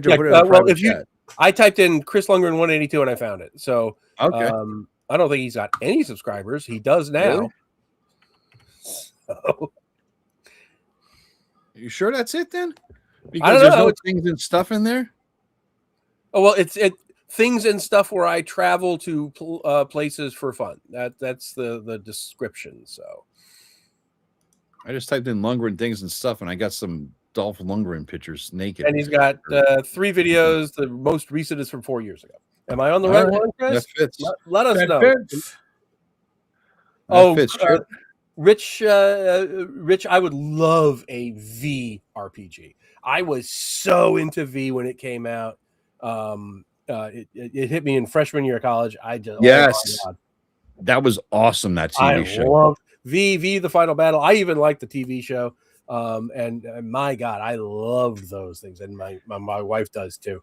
I can watch that all day long. That is just phenomenal. Great stuff. Has there ever been a Planet of the Apes RPG? They just did a Kickstarter for it. Seriously? I did a whole video. I did a whole unboxing video for it. Shit. It's a great looking game. That's cool. I'm sure you can get it. I wouldn't mind. I wouldn't mind that. Shit, man. Oh, Joe's getting up and Joe's wearing pants. But you beat me to the line, damn it. Hey, wait, I'm wearing pants today, so don't get too spoiled. Damn, I'm wearing my underwear, so if I get up, I'm y'all seeing. It's too warm in here. I did not put the air conditioners in. I should have done that today. That'll be a tomorrow thing. It's so warm in here. It was I got home from the whole thing. It was 81 degrees. Like, holy shit. All right, there you go. Core rulebook.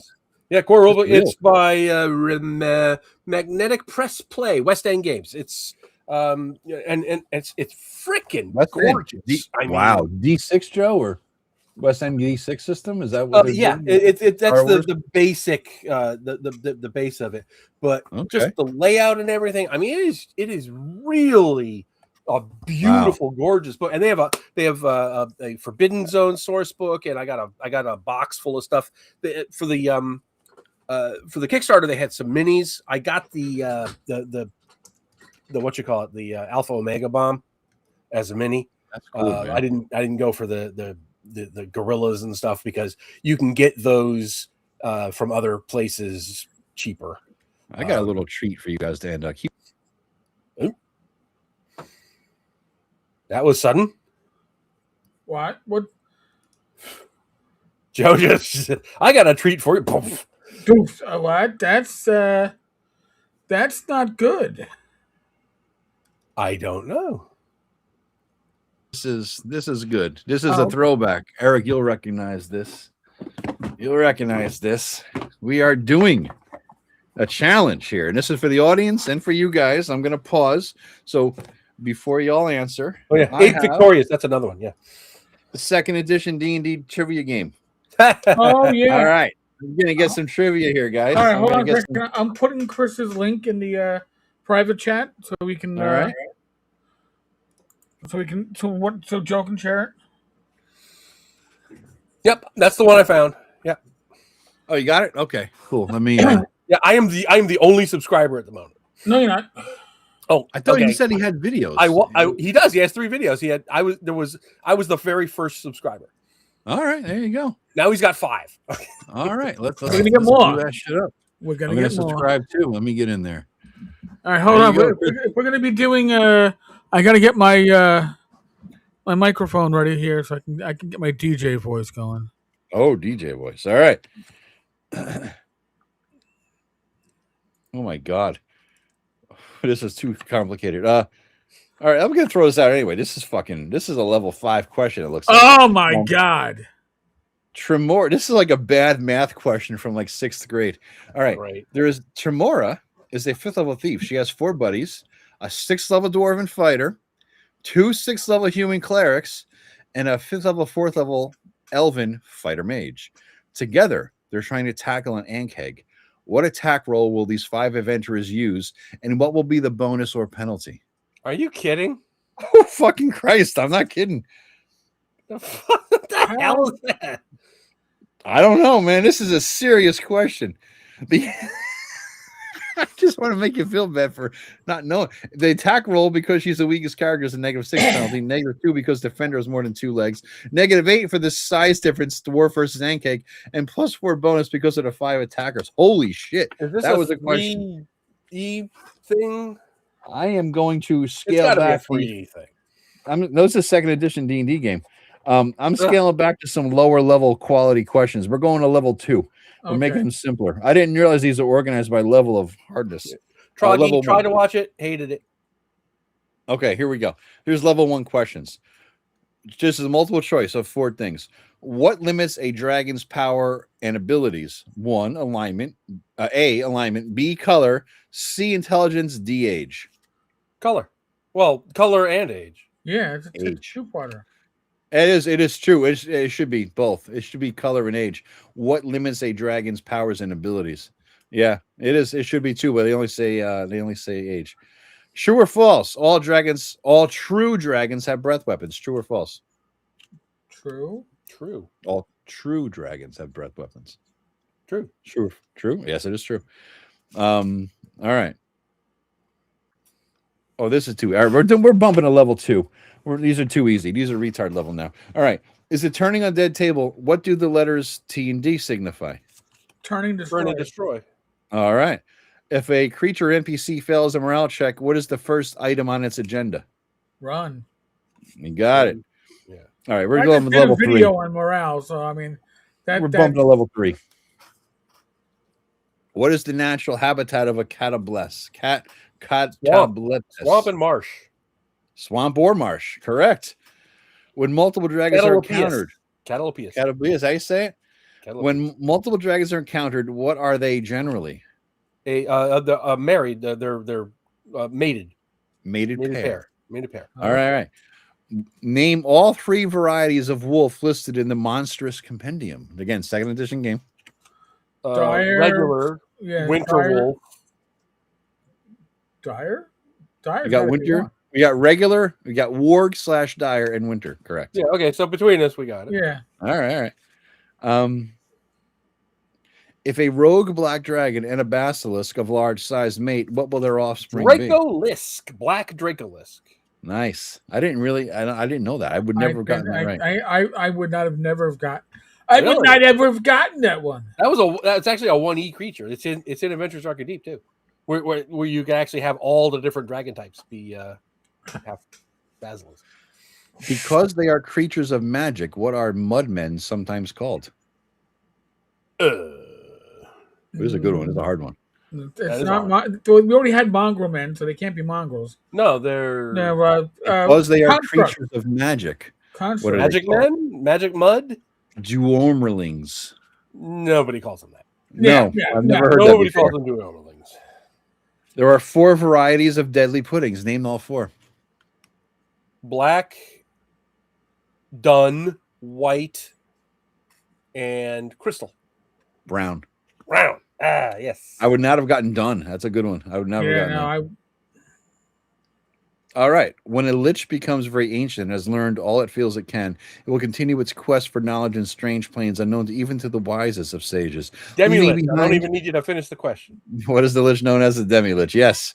What is it? What does it have though? Where it's like, what does a lich have that keeps its soul thing? The phylactery. That's correct.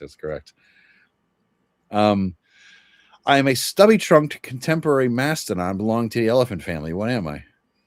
Oliphant? You got it. Wow. All right. There are 2 varieties of aquatic troll. What is the name of an aquatic troll, and what are the 2 varieties? It's a scrag. And they're freshwater and marine.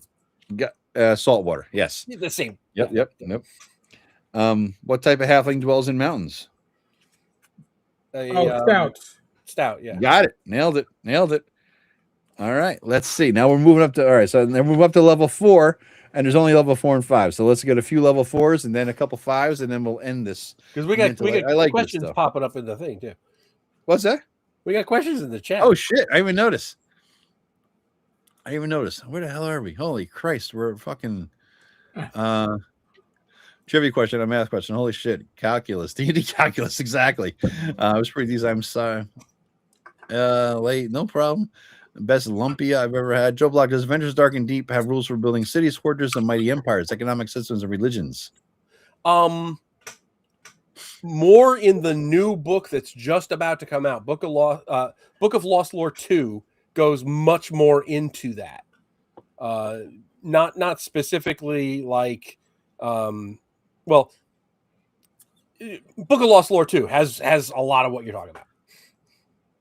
All right, there you go. Joe Block, do you remember the weird dragon article talking about yellow, orange, and purple dragons? Can you make these with Adventures Dark and Deep? It's only I actually used to work for the guy who wrote the article. Really? Richard Allen Lloyd. He invented the play-by-mail game Star Master. Oh, damn. And I lived half an hour from his house. And I met him at the local game/comic book store. And he hired me. I was probably sophomore year in college to help as a game master for his version of Star Master.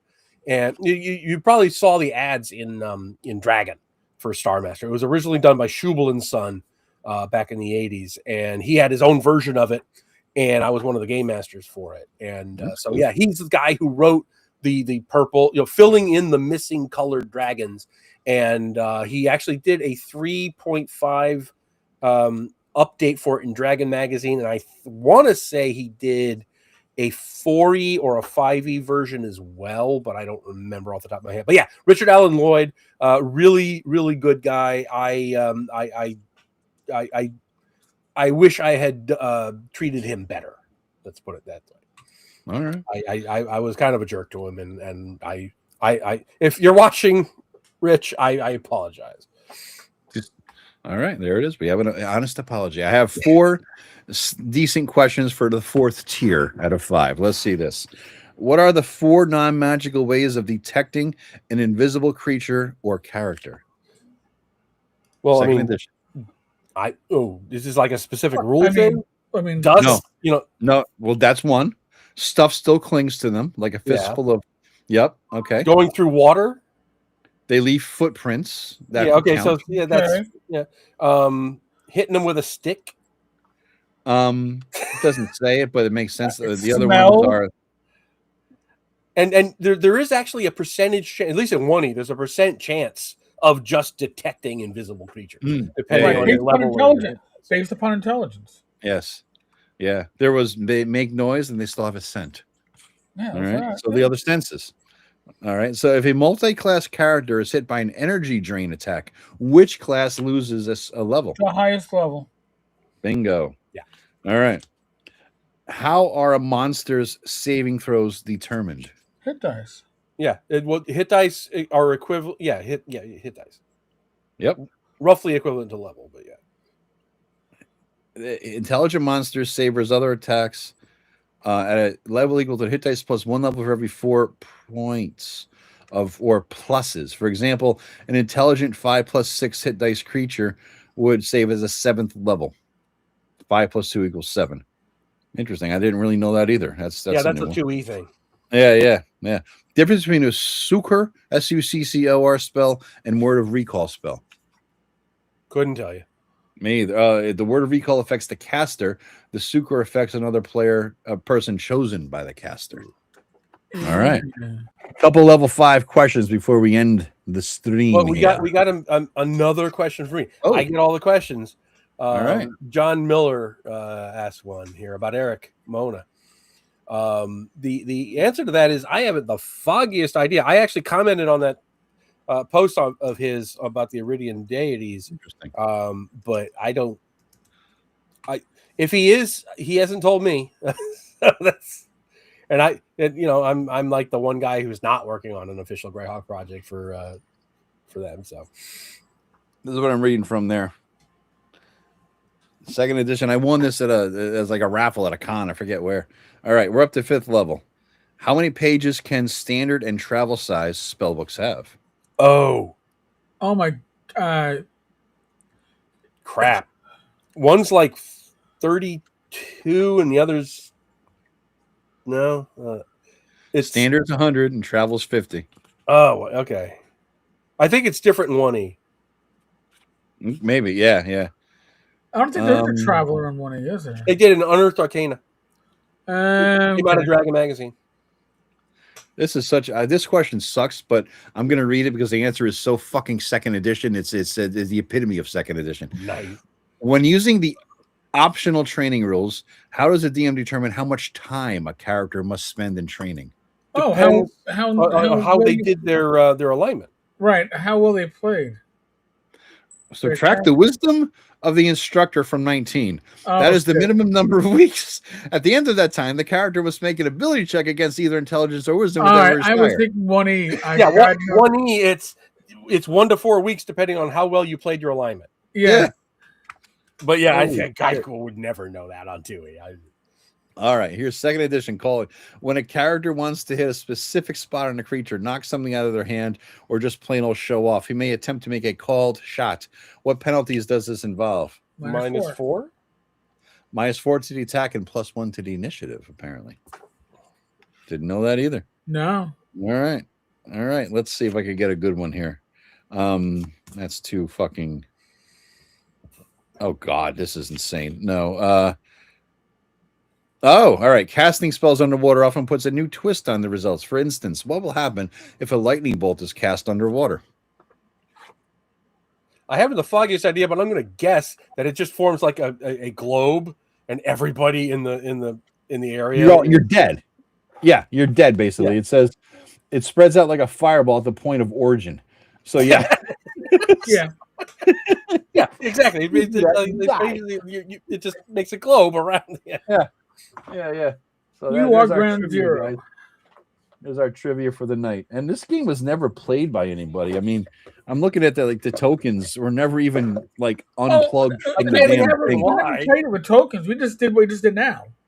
Yeah, it's just the fun part. Yeah, We got little character sheet pictures here. Joe, you got a question from Shark. Well, do I? You do. Me? Scroll. Me. Scroll. Oh, God damn it. I'm trying to keep up. Joe, do you use intelligent magical spellbooks in your campaign world? I've never used that before. But what I did make up one time, because Eric had a habit back in the ancient days of the blogs where he says, everybody submit things. And I will publish those things in a zine or a zine. Oh, yes. Or Nobody a book. calls it a zine. It's a zine. Or something, I know. Hey. The hell kind of speech impediment is that? By the way, folks, you can get this for free now, right? Grab the 2 issues of Torchlight. You'll get Joe's article for free. Mine? It's in there? Yeah. You published it finally? You didn't tell me, motherfucker. Where? Like 2 years ago or 3 years ago, whatever the fuck. Fuck, motherfucker, what? I'm published. I don't even know I'm a published author now. Published, yeah. What was this the thing with the Rust spellbook of Rust? I believe so. Yeah, I forget which one. It's either in the premiere or the issue 1. Yeah. Where the fuck do I get my own published work that I didn't even know I'm published? Where did I find this shit? On drive-through. It's I could say I'm a published author now, motherfucker. I didn't even know it. Son of a bitch. What's it called? Torchlight. Give me a link for that thing. Torchlight on drive-through. Give me. We need links, guys. Go get my. Stop! I gotta give me a chance. My first officially published work, Joe, guys. he's an old man. Give him some time for pity's sake. My God, I'm hurt. He was born in the mid 1900s. 15 years later, the motherfucker finally published my shit. But it was a spell book called the I think I did Latin Liber Mortem, or I forget what the hell it was called, but basically the Book of Rust. And if they had it was made out of 2 sheets of iron that were rusted, and you had to actually touch the book to open it up. And when you did, your hands were covered in rust dust that never, ever, ever washed off. So everything you ever touched will always have rust on it, right? Right, that's my little storefront. Everything there is paper. It's either Torchlight 1 or Torchlight Premiere. I'm not sure which one it is. All right. Okay. God damn. So I'm gonna get that shit later. So then basically you got to make a rust golem. And something in there was about rust monsters too. And you had like a rust spell in there. So it was kind of I thought it was kind of unique and cool and fun. So I am a published author and I didn't. Oh, so we actually had the wrong stuff for 620. He has gotcha. I guess he has 2 channels because the other one. Things. Okay. So all right, we gotta find that then. Fuck. Things NGSSTUFF4620. There it is. 26 subs, 13 videos. All right. That's his then. We're not pimping someone else's shit here. That's I actually think him. the other one was him too, but this is probably the one that he's working on. Oh, okay. So yeah, there are multiple. Chris is hitting us with multiple channels here. Yeah. Who knew? All right. There we go. We have a new subscriber there for you, dude. And I am a published author and didn't even know it. Yeah, Agile Monk, I agree. Let's get your stuff out there. Eric, you used to do that. Remember back in the day, you had a list of all the free RPG shit on your blog post. It's still there. You know, it was like it might be out of date, but the list is still there. If you go to the blog, on the one side is all free fantasy, free sci-fi. It's all still listed. Well, I'm thinking, Eric, why don't we start collecting like a list of YouTube Dungeon Tuber channels? You know? Yeah. It might be something to start on. You know, if you start with the ones you follow, me and Joe can send you the ones we follow.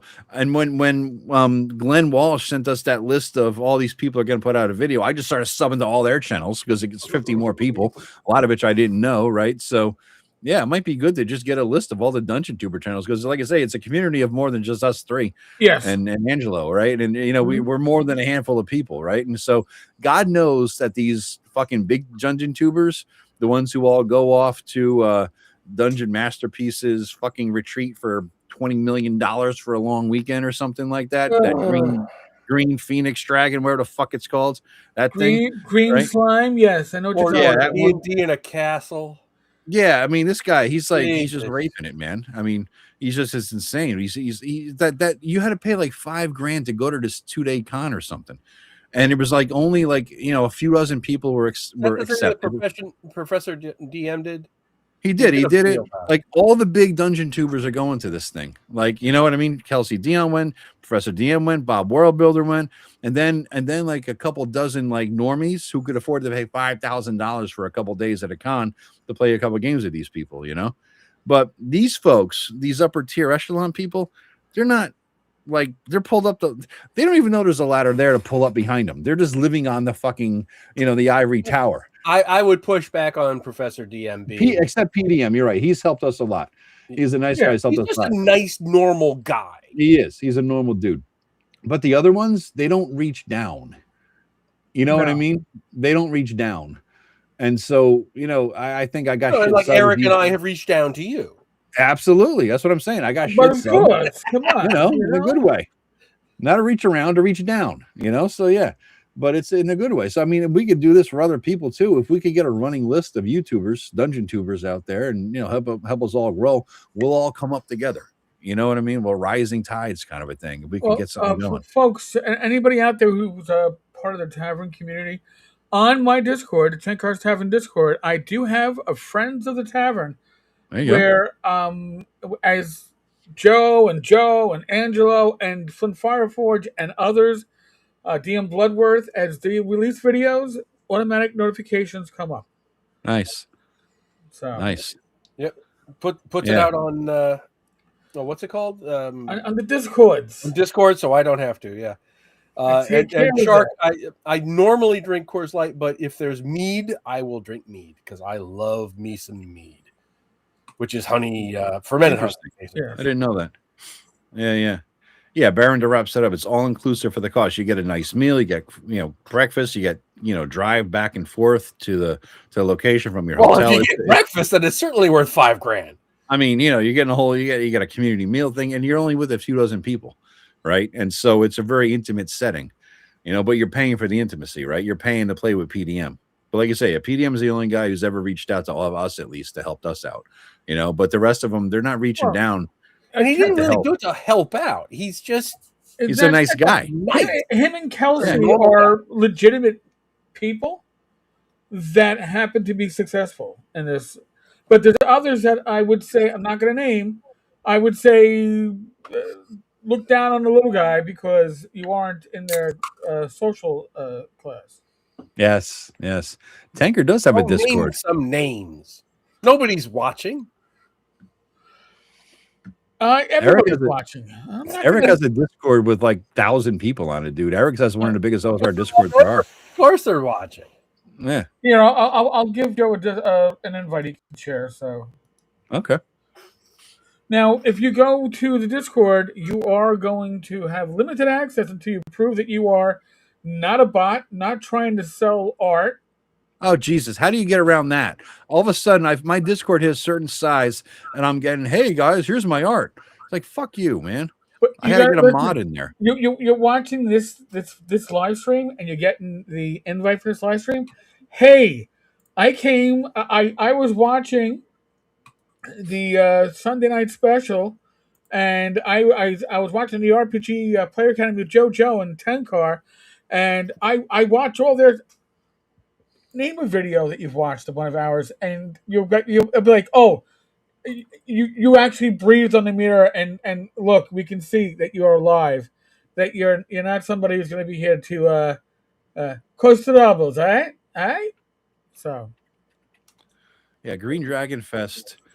Let's see. It's going to be next April to next May, 29th to May 2nd. So a few days. Play with legends. We have Bob World Builder. We have PDM. We have Baron DeRop, Kelsey Dion. We have some random people. I don't know who the fuck they are. We got my fucking nemesis, dude. Can't stand that fuck. Who? You know who I'm talking about, right? I don't. The fucking I blanked his name. Fucking. So you don't know either. No, I'm questing douche. Him. So we got PDM, we got Dungeon Dad, Justin Alexander, fuck him. Deficient Master, fuck him for, we all know why. For the whole, claiming that the whole thing he wrote.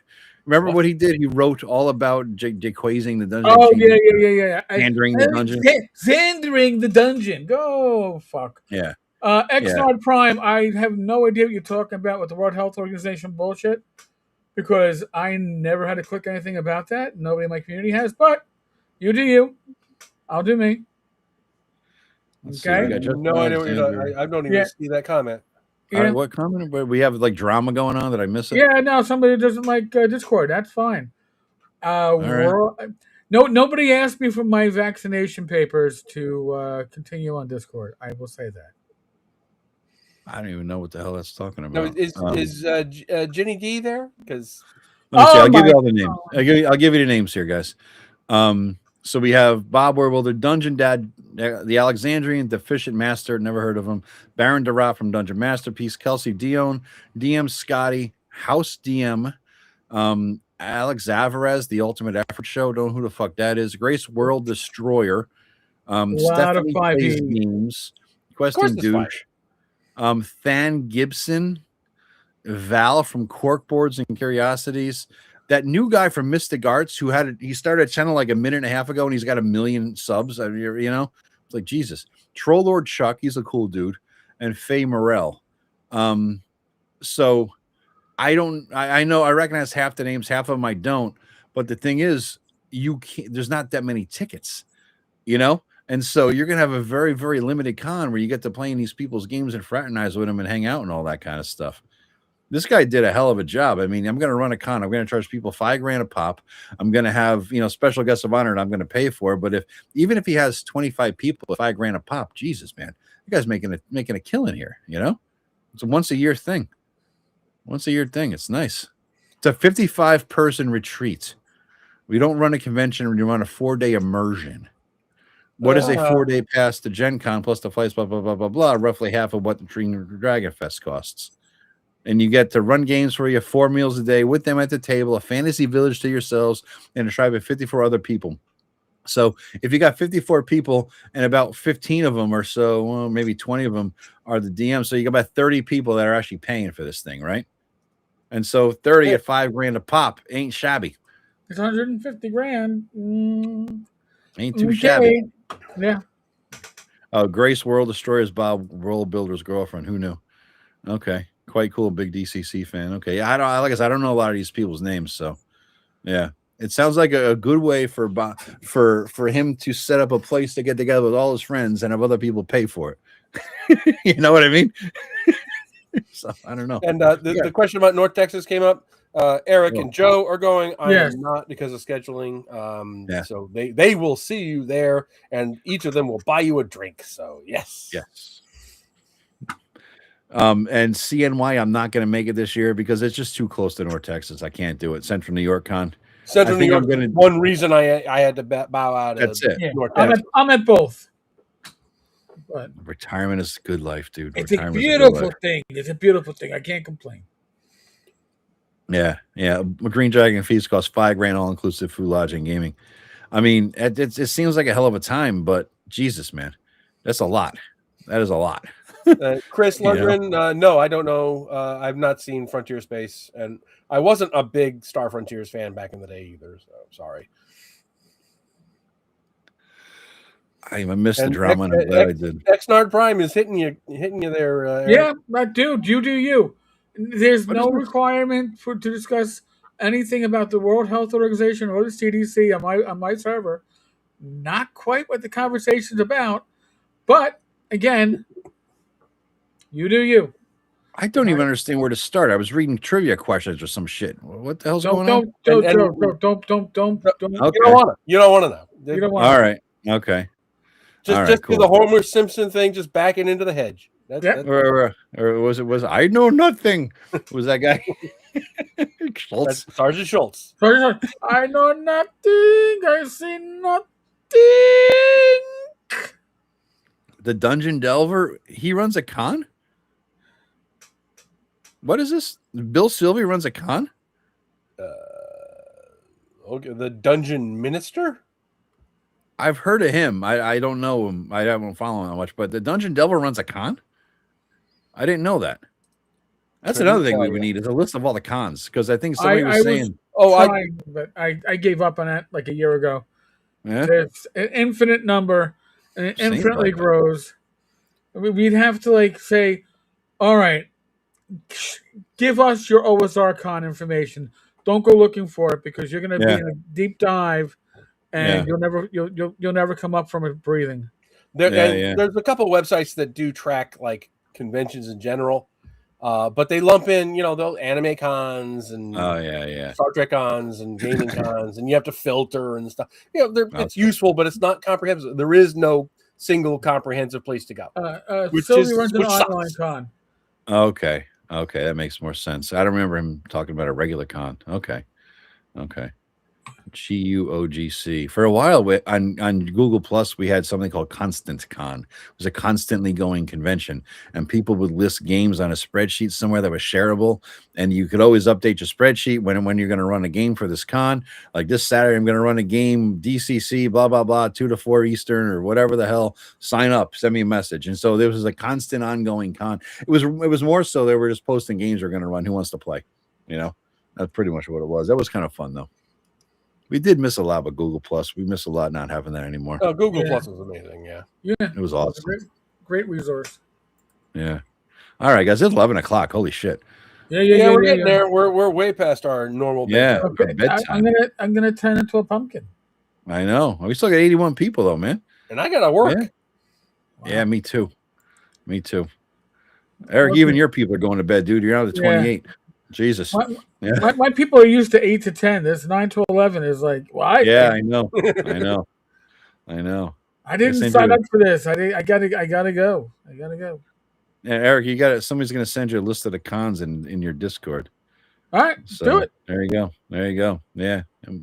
All right, guys. Well, thank you so much for watching. Much appreciated. It's been a good night. It flew by 2 hours. Holy shit! All of a sudden, Yeah. It was nice. And thank you, everybody. If you are watching from one of our channels and not the others, it's great. But make sure you are subscribed to everybody's channel. Amen. I mean, myself and the Grognard, we have a little competition going on. I'm here 9. What are these fingers got? I'm 9 away. I'm 9 away from 13K. So.